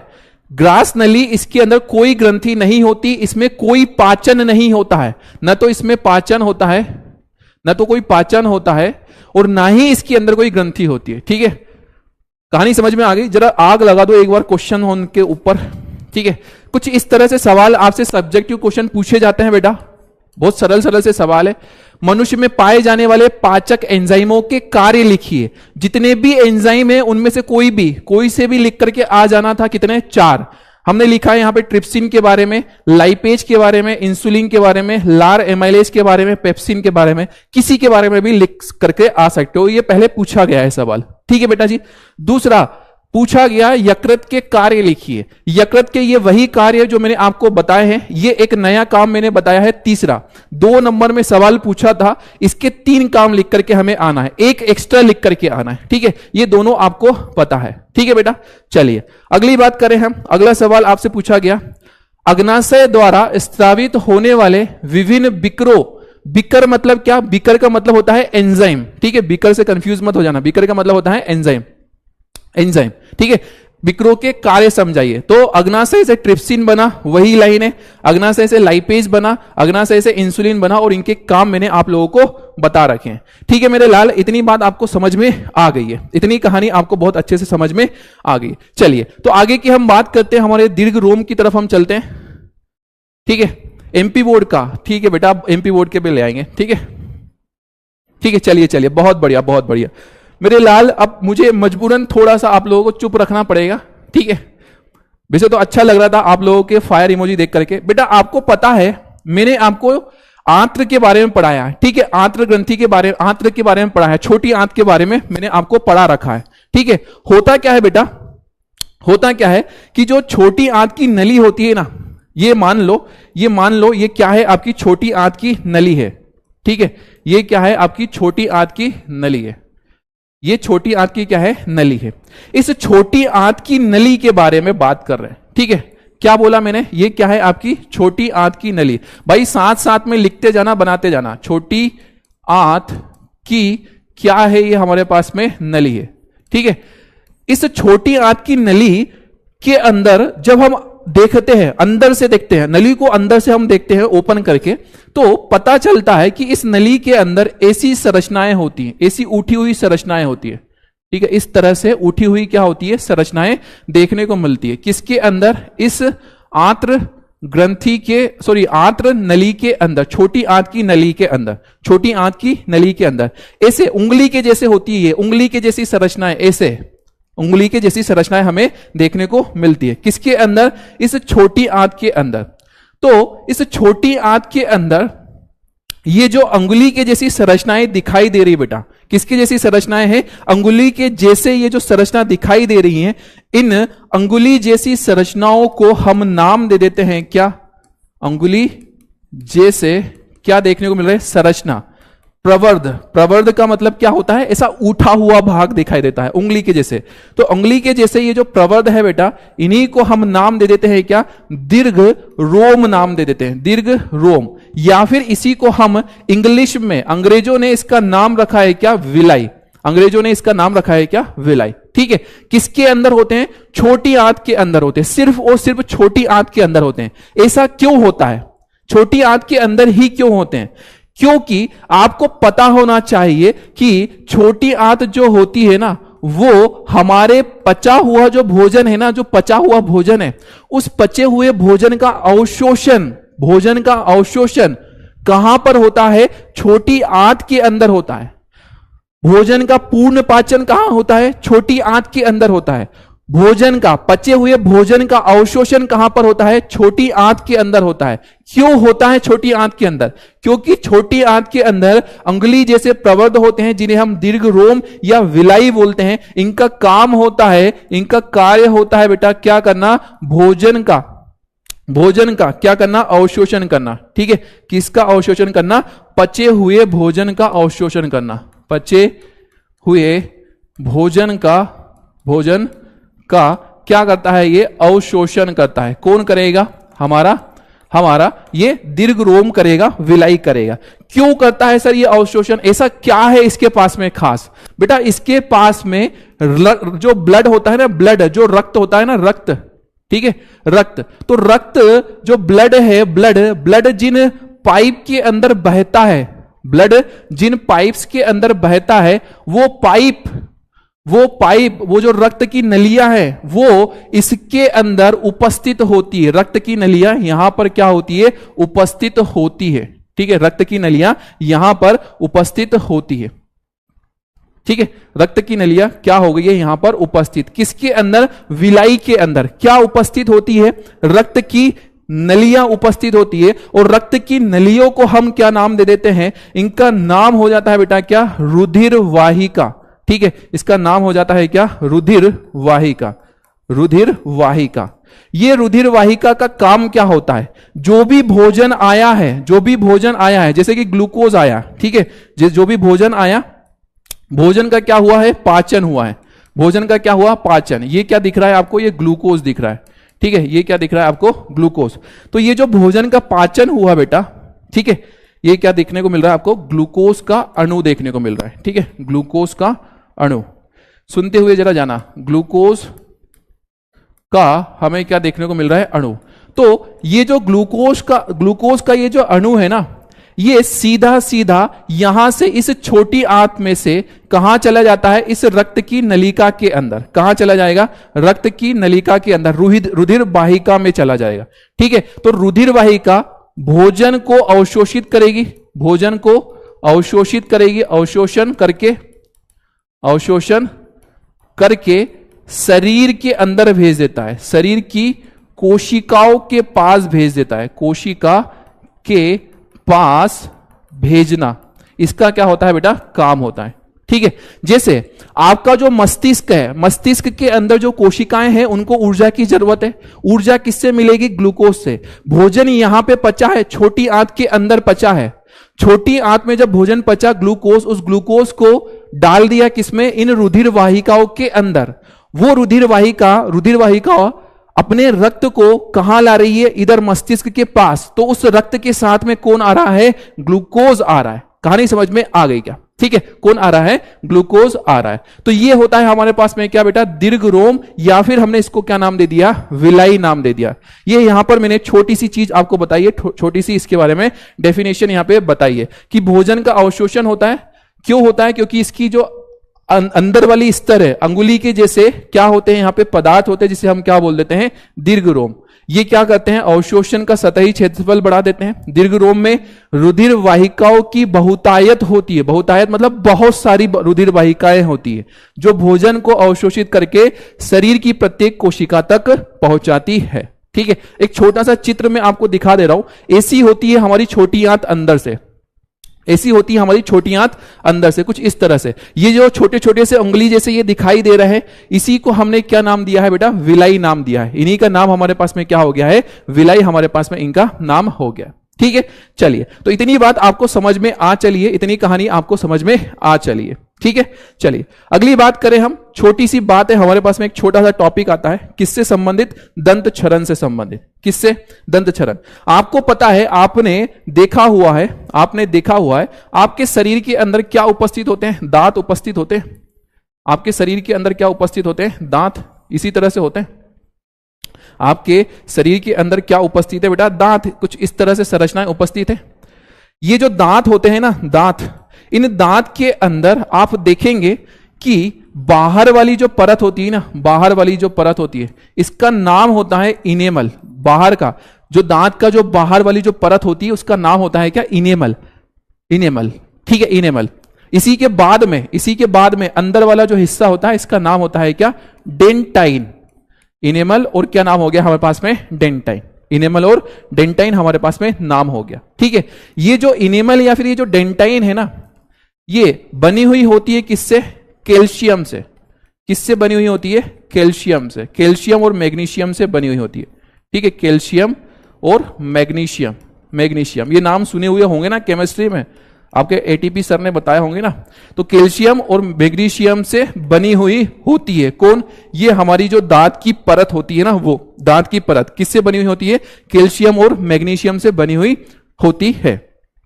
अब होता क्या है, जरा ध्यान से सुनना। होता क्या है, जरा ध्यान से सुनना। आप जब भी खाना खाते हो, आप जब भी क्या करते हो, खाना खाते हो। ठीक है, खाना यदि आपने खाया, ये दांत दिख रहा होगा आपको। ठीक है, जब भी आपने खाना खाया तो खाने का कुछ हिस्सा दांत के ऊपर क्या होता है बेटा, आकर के जम जाता है। ठीक है, जैसे आपने पालक खाई तो पालक यहां पे आकर के क्या हो गई बेटा, जम गई। पालक थोड़ी सी क्या हो गई, दांत में फंस गई। पालक जो है वो क्या हो गई, दांत में फंस गई। अच्छा, ये चित्र दिखाई नहीं दे रहा है आपको दांत वाला, ठीक है, मैं इधर वाले में ही समझा देता हूं, इसी में समझा देता हूं। ठीक है, सुनना। होता क्या है कि अगर आपने खाना खाया तो उस खाने के अंदर कुछ भी चीज, कोई भी पदार्थ है, जैसे मैंने कहा पालक, वो पालक यहां पे आके क्या हो गई, फंस गई। ठीक है, इस दांत के पास में पालक आई और आकर के क्या हो गई है, फंस गई। ठीक है बेटा जी। अब ये जब कोई भी भोज्य पदार्थ यहां पर आया और आकर के क्या हो गया है, फंस गया है, किसके पास, दांत के पास में भोज्य पदार्थ आकर के फंस गया। जहां भी भोज्य पदार्थ आकर के फंसा है, वहां पर कौन आने लगते हैं, जीवाणु आने लगते हैं। जहां पर भी भोज्य पदार्थ क्या है बेटा, फंसा हुआ है, वहां पर क्या आने लगते हैं, जीवाणु। तो ये जो जीवाणु है, ये चले गए कहां पर, इस भोज्य पदार्थ के पास में। ठीक है, ये जो जीवाणु है वो चले गए कहां पर, इस भोज्य पदार्थ के पास में। अब जब जीवाणु भोज्य पदार्थ के पास में चले गए, जीवाणु जब भोज्य पदार्थ के पास में चले गए, तो ये जीवाणु उस भोज्य पदार्थ को खाएंगे। उस भोज्य पदार्थ को क्या करेंगे, खाएंगे। और भोज्य पदार्थ को जब खाएंगे जीवाणु, तो वो उस जगह को क्या करने लगते हैं बेटा, काला करने लगते हैं। उस जगह को क्या करने लगते हैं, काला करने लगते हैं। ठीक है, तो जीवाणु यहां पर आए, उस जगह पे भोज्य पदार्थ को खाने लगे और उसे क्या करने लगे हैं, काला करने लगे। हम बोल देते हैं कि जीवाणुओं ने यहां पर क्या बना दिया है, दंत प्लाक बना दिया है। जीवाणुओं ने क्या बना दिया, दंत प्लाक, एकदम काला सा धब्बा बना दिया। और धब्बे को हमने नाम दे दिया क्या, दंत प्लाक हमने नाम दे दिया। ठीक है, अब जैसे ही वहां पर काला धब्बा बना, पहले तो छोटा सा भोज्य पदार्थ आके फंसा, कुछ जीवाणु आए, वो क्या करने लगे, उस भोज्य पदार्थ को खाने लगे और वहां पे थोड़ा सा क्या कर दिए, काला धब्बा बना दिया।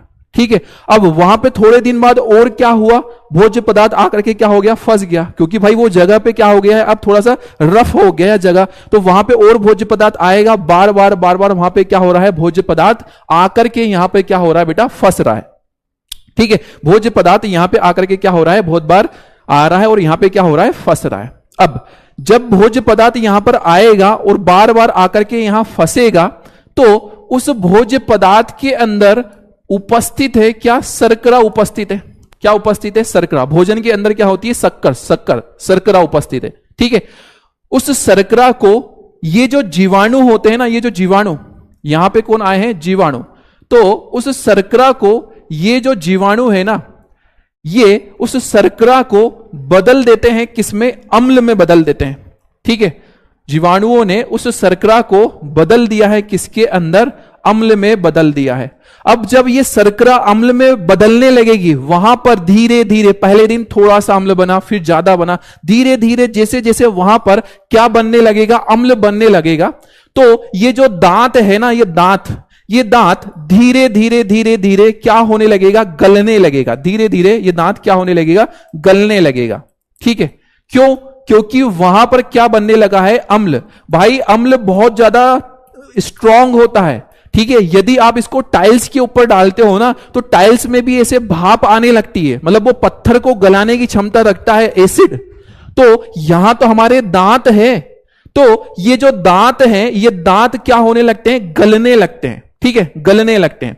क्यों गलने लगे, क्या होने लगा, यहां पे दांत में से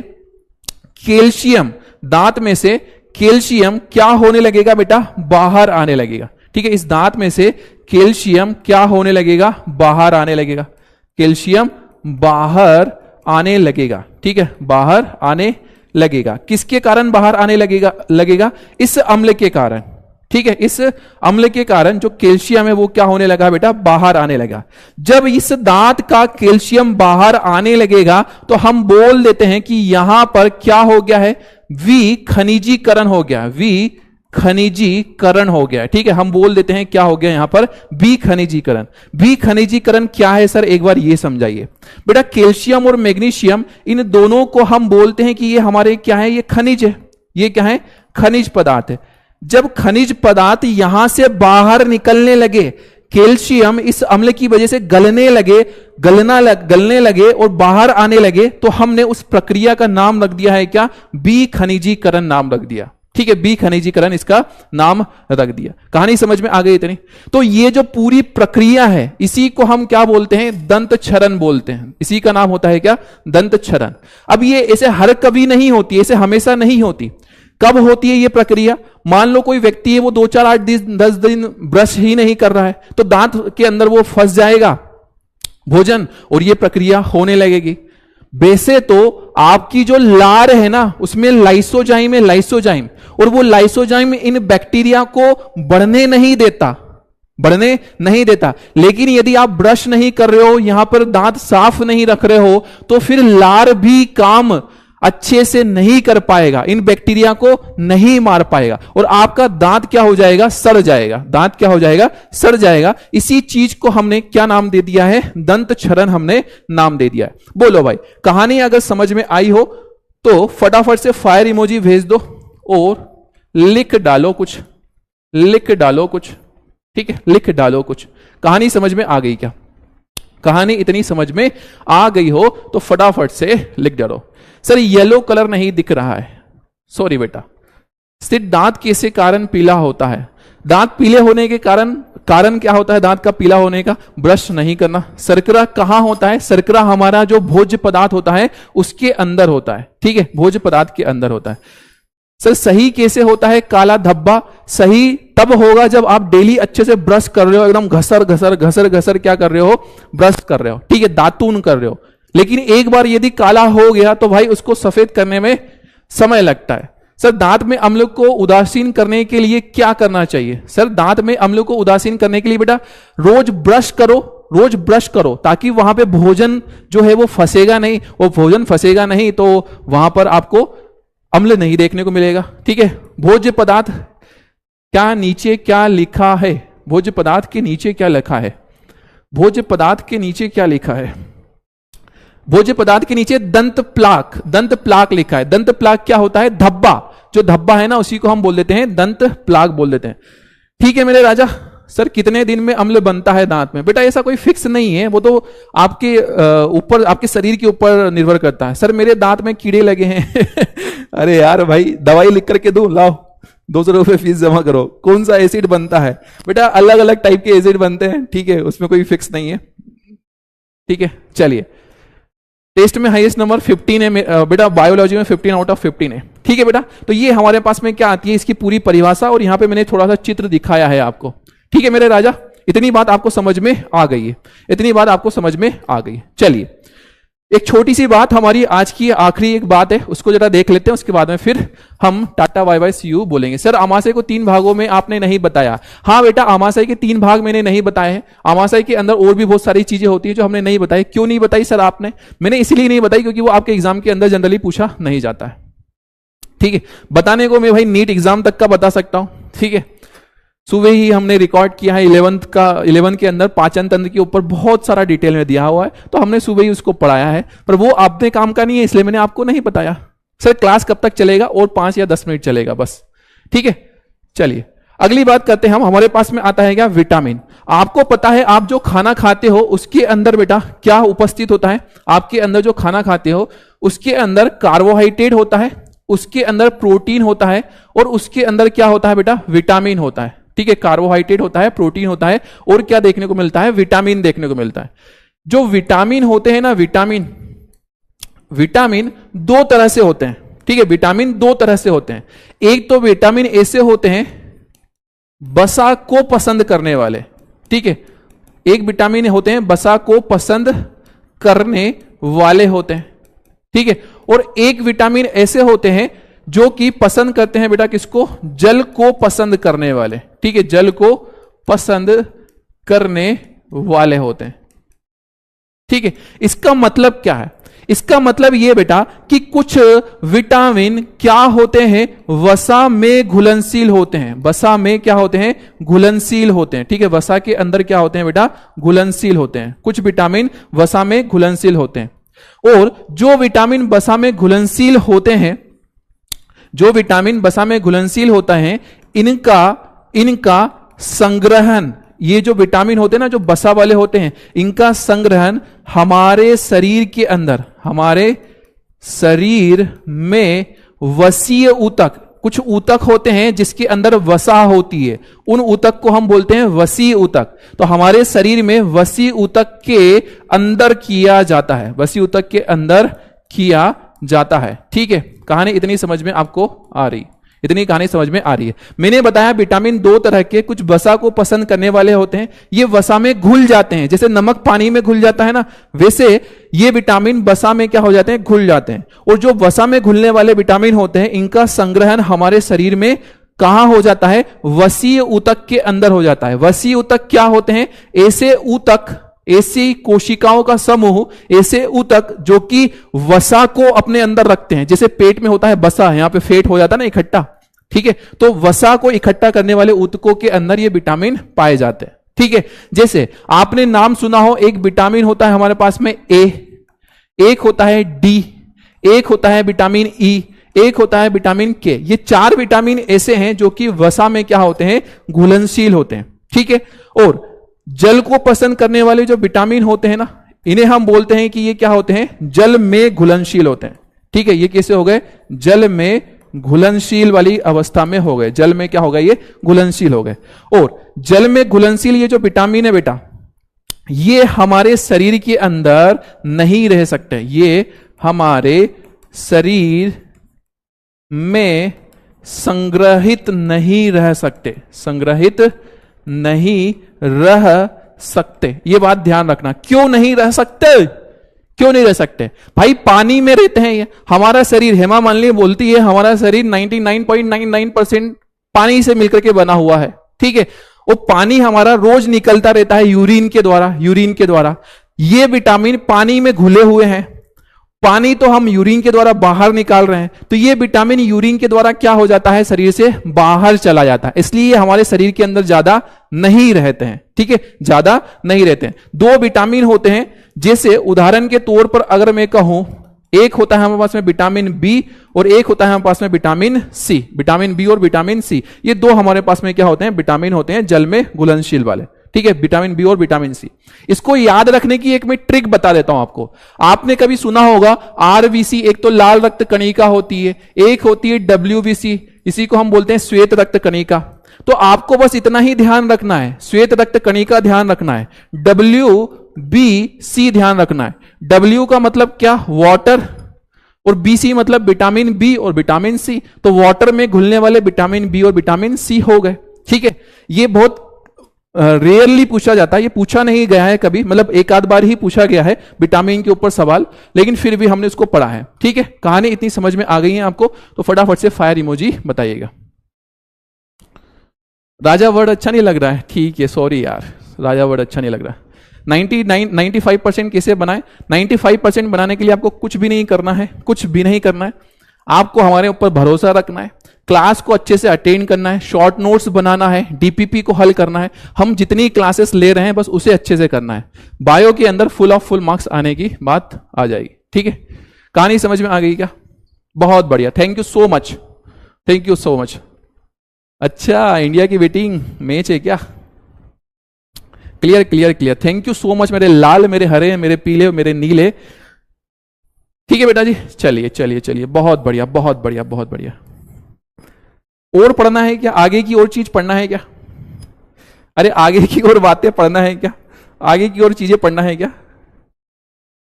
आगे की और बातें पढ़ना है क्या? 10 मिनट और रुकेगे क्या? 10 मिनट और पढ़ोगे क्या? हो गया, मेरे हिसाब से तो हो गया, लेकिन तुम लोग बोलो तो भाई रुक जाते हैं, 10 मिनट एक आधा और टॉपिक पढ़ लेते हैं, ठीक है। पोल करवा लो क्या, देखते हैं कितने बच्चे बोलते हैं। चलिए वोट टाइप कर देते हैं, यस या नो, थम्स अप दीजिएगा, ठीक है, थम्स अप दीजिएगा, thumbs up, taste the thunder, yes sir, no sir, yes sir, no sir, okay okay, ठीक है ठीक है ठीक है। चलिए मैं आपको ज्यादा परेशान नहीं करता हूं, यहां पे हमारा पाचन तंत्र पूरा समाप्त होता है मेरे लाल, ठीक है। अगली क्लास में हम पढ़ेंगे किसके बारे में? हम पढ़ेंगे श्वसन की प्रक्रिया के बारे में, ठीक है। श्वसन के बारे में हम पढ़ेंगे, श्वसन की प्रक्रिया के बारे में, श्वसन के बारे में हम क्या करेंगे अगली क्लास में शुरुआत करेंगे, स्टार्ट करेंगे। होमवर्क में क्या है तो बेटा डीपीपी बहुत जरूरी है, मैं आपको बोल चुका हूं, जो भी डीपीपी के सवाल है ना वो बहुत ज्यादा जरूरी है। मैं खुद ही बना रहा हूं, मैं खुद ही आप लोगों के लिए रख रहा हूं, इसलिए उसे सॉल्व करना आपके लिए कंपलसरी है, ठीक है बेटा जी। चलिए, तो थैंक यू सो मच आप लोगों के लिए, उम्मीद है आप लोगों को सारी चीजें समझ में आई होगी। जरा मुझे बताइएगा कितने % बच्चों को कहानी समझ में आ गई है, यस या नो, जो भी है फटाफट से बताइएगा, ठीक है। कितने % बच्चों को सारी चीजें समझ में आ गई? थम्स अप या थम्स डाउन, फटाफट से बताइएगा, यस या नो, यस या नो। अरे किनारे पर बैठे बैठे तेरे हाथ कहां कुछ आएगा, रत्न मिलेंगे तुझको जब सागर की गहराई में जाएगा। किनारे पर बैठे बैठे तेरे हाथ कहां कुछ आएगा, रत्न मिलेंगे तुझको जब सागर की गहराई में जाएगा। कुछ न आए हाथ तो समझना डुबकी अभी अधूरी है, चाहे कितना भी मुश्किल हो लेकिन पहला कदम जरूरी है, ठीक है, पहला कदम जरूरी है। Thank you so much, thank you so much, thank you so much, thank you so much, बहुत बढ़िया बहुत बढ़िया बहुत बढ़िया बहुत बढ़िया भाई। बहुत स्लोली अपन सारी चीजों को लेकर के चले हैं, उम्मीद है आपको बहुत अच्छे से समझ में आया होगा, ठीक है। Thank you so much. Video call, हाँ बेटा जी वीडियो कॉल कर रहे हैं आप लोगों के, ठीक है।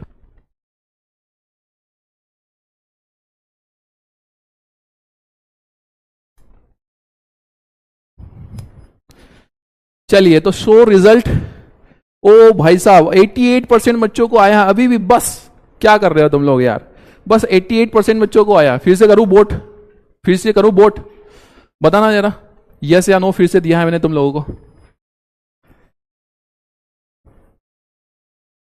डाउट बेटा सर नोट्स कहां से देखेंगे? नोट्स आपका जो लेक्चर होता है ना, आपका जो लेक्चर होता है ना, इस लेक्चर के अंदर ये यहीं पर तो आता है, यहीं पे आएगा, देखने देखने तो मैं बता देता हूं आप लोगों को, ठीक है, बता देता हूं बता देता हूं, यहीं पे तो आपको नोट्स मिल जाते हैं, क्लास के सारे नोट्स। किधर गए किधर गए किधर गए किधर गए किधर गए? ये यहाँ पे, इस पे किसी भी वीडियो के ऊपर क्लिक करोगे, ये यहाँ पे दिख जाएंगे आपको, ये डॉक्यूमेंट्स के अंदर ये दिख गया, जे प्रोग्राम क्लास नोट्स, ये दिख गया आपको। चलिए, डाइजेस्टिव सिस्टम का फिगर कैसे बनाए? अरे यार डाइजेस्टिव सिस्टम, सर मेरे में टेस्ट क्यों नहीं आया? टेस्ट क्यों नहीं आया बेटा? टेस्ट तो सबको आया है। ठीक है बेटा, साक्षी जी सिलेबस जल्दी कराएंगे। सर विटामिन के नाम फिर से समझा देना सर। ओके सर, अगर टेस्ट देना है तो वहां कहां पर मिलेगा? अब नहीं मिलेगा बेटा। व्हाट द पाचन ग्रंथि प्लीज? बेटा पाचन ग्रंथि हमने पिछले ही कक्षाओं में पढ़ा दी है। ग्रंथि क्या होता है, ग्रंथि के बारे में मैंने आखिरी की कक्षा में बताया था, इससे पहले वाली कक्षा में। चलिए भाई, चलिए भाई, वीडियो कॉल कर लिया जाए फटाफट से। शुभम सिंह नाम से बच्चा होगा, बहुत दिनों से रिक्वेस्ट कर रहा है भाई। शुभम सिंह दिख रहा है क्या कहीं पर? शुभम सिंह नहीं दिख रहे हैं कहीं पर। चलिए, बाकी के जो भी बच्चे हैं उनको फटाफट से कर लो।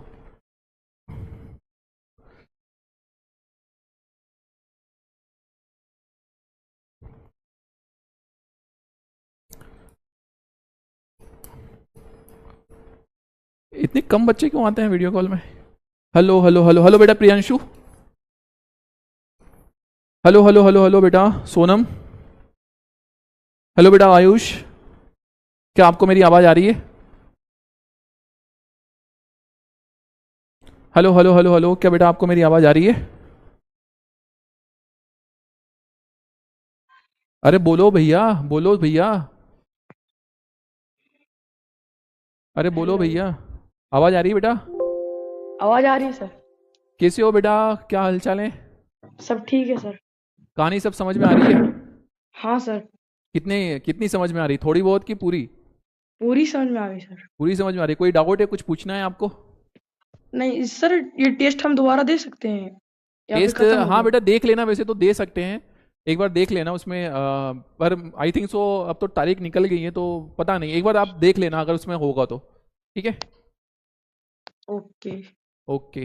हेलो बेटा सोनम, आवाज आ रही है आपको मेरी? हेलो बेटा महक, हेलो बेटा Ayush, hello hello hello hello, आवाज आ रही है आपको मेरी?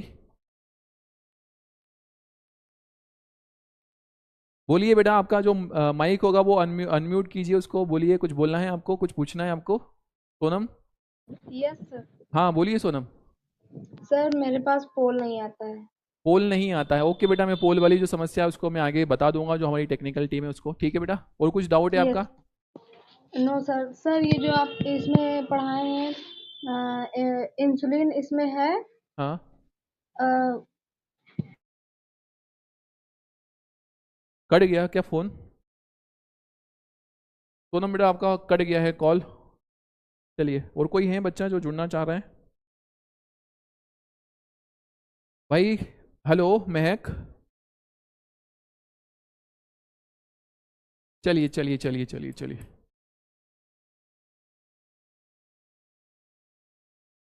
हेलो बेटा महक, आवाज आ रही है आपको मेरी? हेलो बेटा आयुष, प्रतिभा, रीति, hello hello hello hello hello. बेटा माइक अनम्यूट कीजिए आप लोगों का और बोलिए फटाफट से। आप लोगों को क्या मेरी आवाज़ आ रही है? आपको क्या कुछ पूछना है? आवाज़ तो आ ही रही होगी बेटा आपको। Hello hello hello hello hello,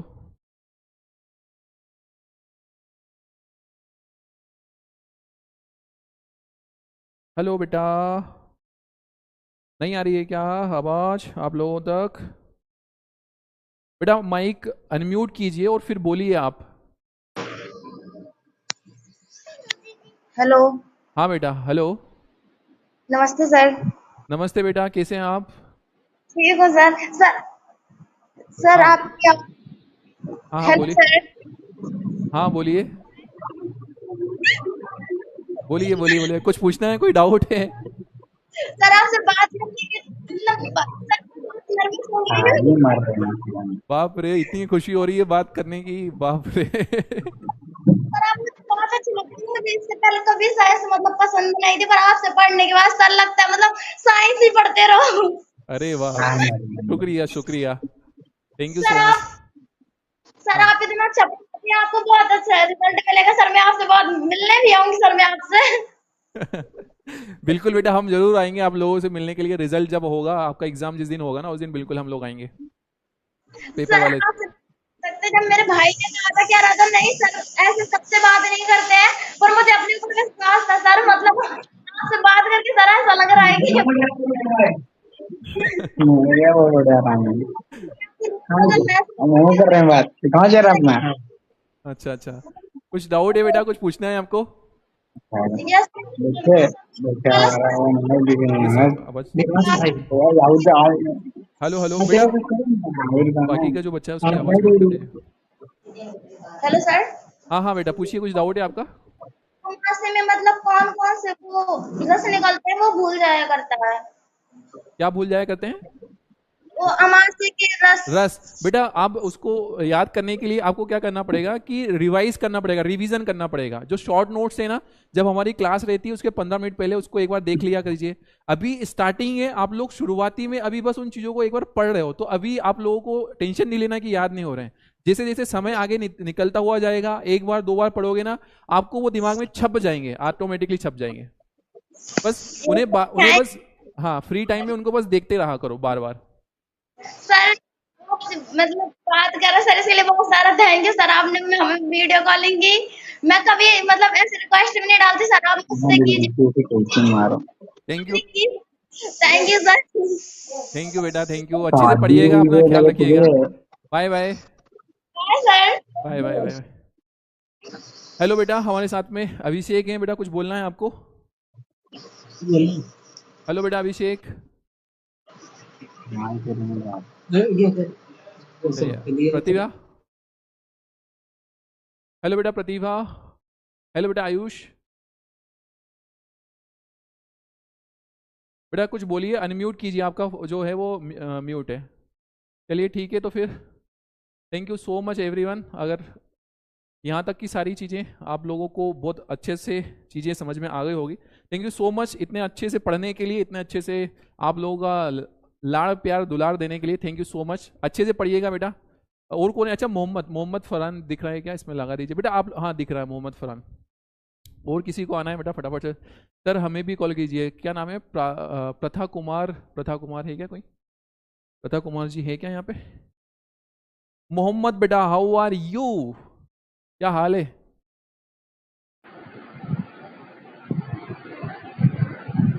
hello बेटा। Hello sir. हेलो बेटा अनन्या, हाउ आर यू? कैसे हैं आप? Sir I am fine. कैसा चल रहा है बेटा क्लास? सारी चीजें समझ में आ रही है आपको? यस सर, बहुत अच्छे से समझ में आ रही है। कोई डाउट है बेटा आपका? कुछ पूछना है आपको?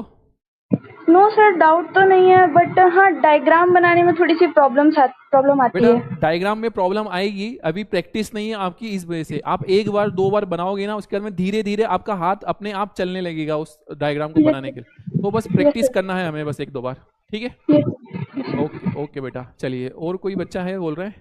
Thank you sir. ओके बेटा बाय बाय, अच्छे से पढ़िएगा। मोहम्मद बेटा आपको आवाज़ आ रही है मेरी? Yes sir. हाँ बेटा जी पूछिए, कुछ पूछना है आपको? क्या हालचाल है आपके? सर एकदम जिज्ञासा को ठीक कीजिए। है, आशीर्वाद है आपका। आशीर्वाद है, अरे सर सारी चीजें समझ में आ रही है? यस सर, एकदम क्लियर है। सब क्लियर है? कोई डाउट कुछ पूछना नहीं है? नो सर, एक पोल का तो प्रॉब्लम था, लेकिन इसे वीडियो रीस्टार्ट करके देखेंगे तो फिर सॉल्व हो जाता है। हाँ बोल का मैं और बेटा आगे बता दूंगा, ठीक है? यस सर, और ओ सब एकदम तो बढ़िया पढ़ाते हैं एकदम, क्या बताएं सर, अरे बेटा बेस्ट टीचर है आप। थैंक यू सो मच बेटा। बस आप पढ़ लेते हैं वो बहुत बड़ी बात है हम लोगों से अच्छी बात है, हम मेहनत करते रहेंगे, आप भी मेहनत करते रहिएगा बेटा, क्योंकि हमें रिजल्ट बहुत अच्छा लेकर के आना है आप लोगों के साथ में। ठीक है? Yes sir.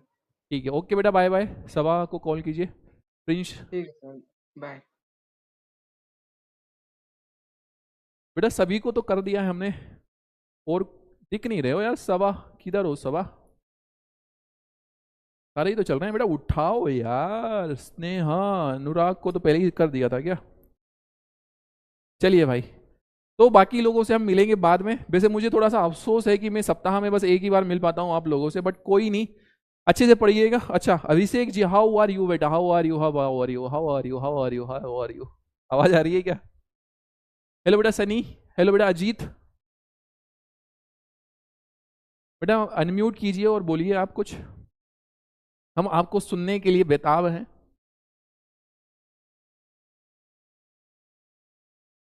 ठीक है, लीडर बोर्ड भी दिखा दूंगा मैं बेटा जाते जाते। हेलो बेटा Sonu, hello hello hello hello hello hello, क्या हाल चाल है बेटा?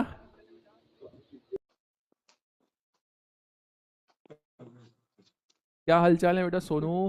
कहीं बाहर हो क्या? ठीक है सर। बढ़िया है, सारी चीजें समझ में आ रही हैं? Yes sir. बहुत बढ़िया। कोई डाउट, कुछ पूछना है? नहीं सर, नहीं। ओके बेटा, थैंक यू। अजीत बेटा, अभिषेक, सनी,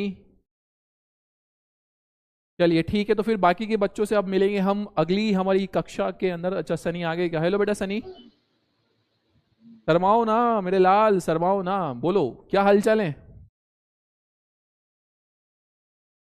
क्या हाल चाल है सनी देओल जी?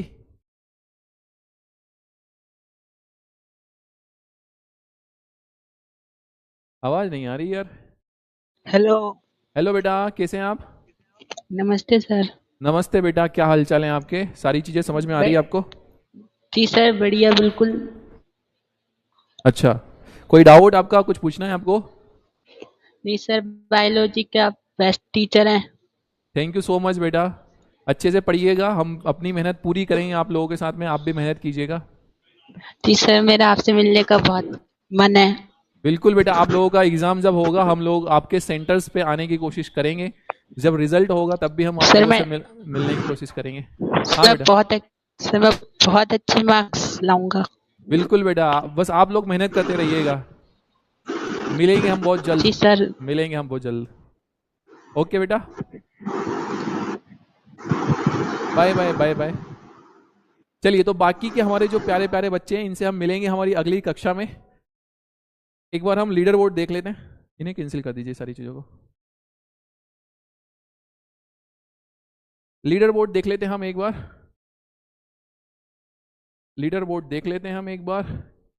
इधर है हमारा लीडर बोर्ड, ये रहा हमारा लीडर बोर्ड। सबसे ऊपर है हमारे पास में वैभव गंगवार जी, आपका फैन। अच्छा, मुकेश है, अभिनव पटेल है, ऋषि। चलिए बहुत बढ़िया बेटा, चलिए thank you so much, thank you so much, thank you so much. मिलते हैं हमारी अगली कक्षा के अंदर। बाय बाय, टेक केयर, खाना खाइए, आराम कीजिए, अच्छे से पढ़ाई कीजिएगा, अपना अपने घर वालों का ध्यान रखिए और सबका नाम रोशन कीजिए। बाय बाय बेटा, जय हिंद।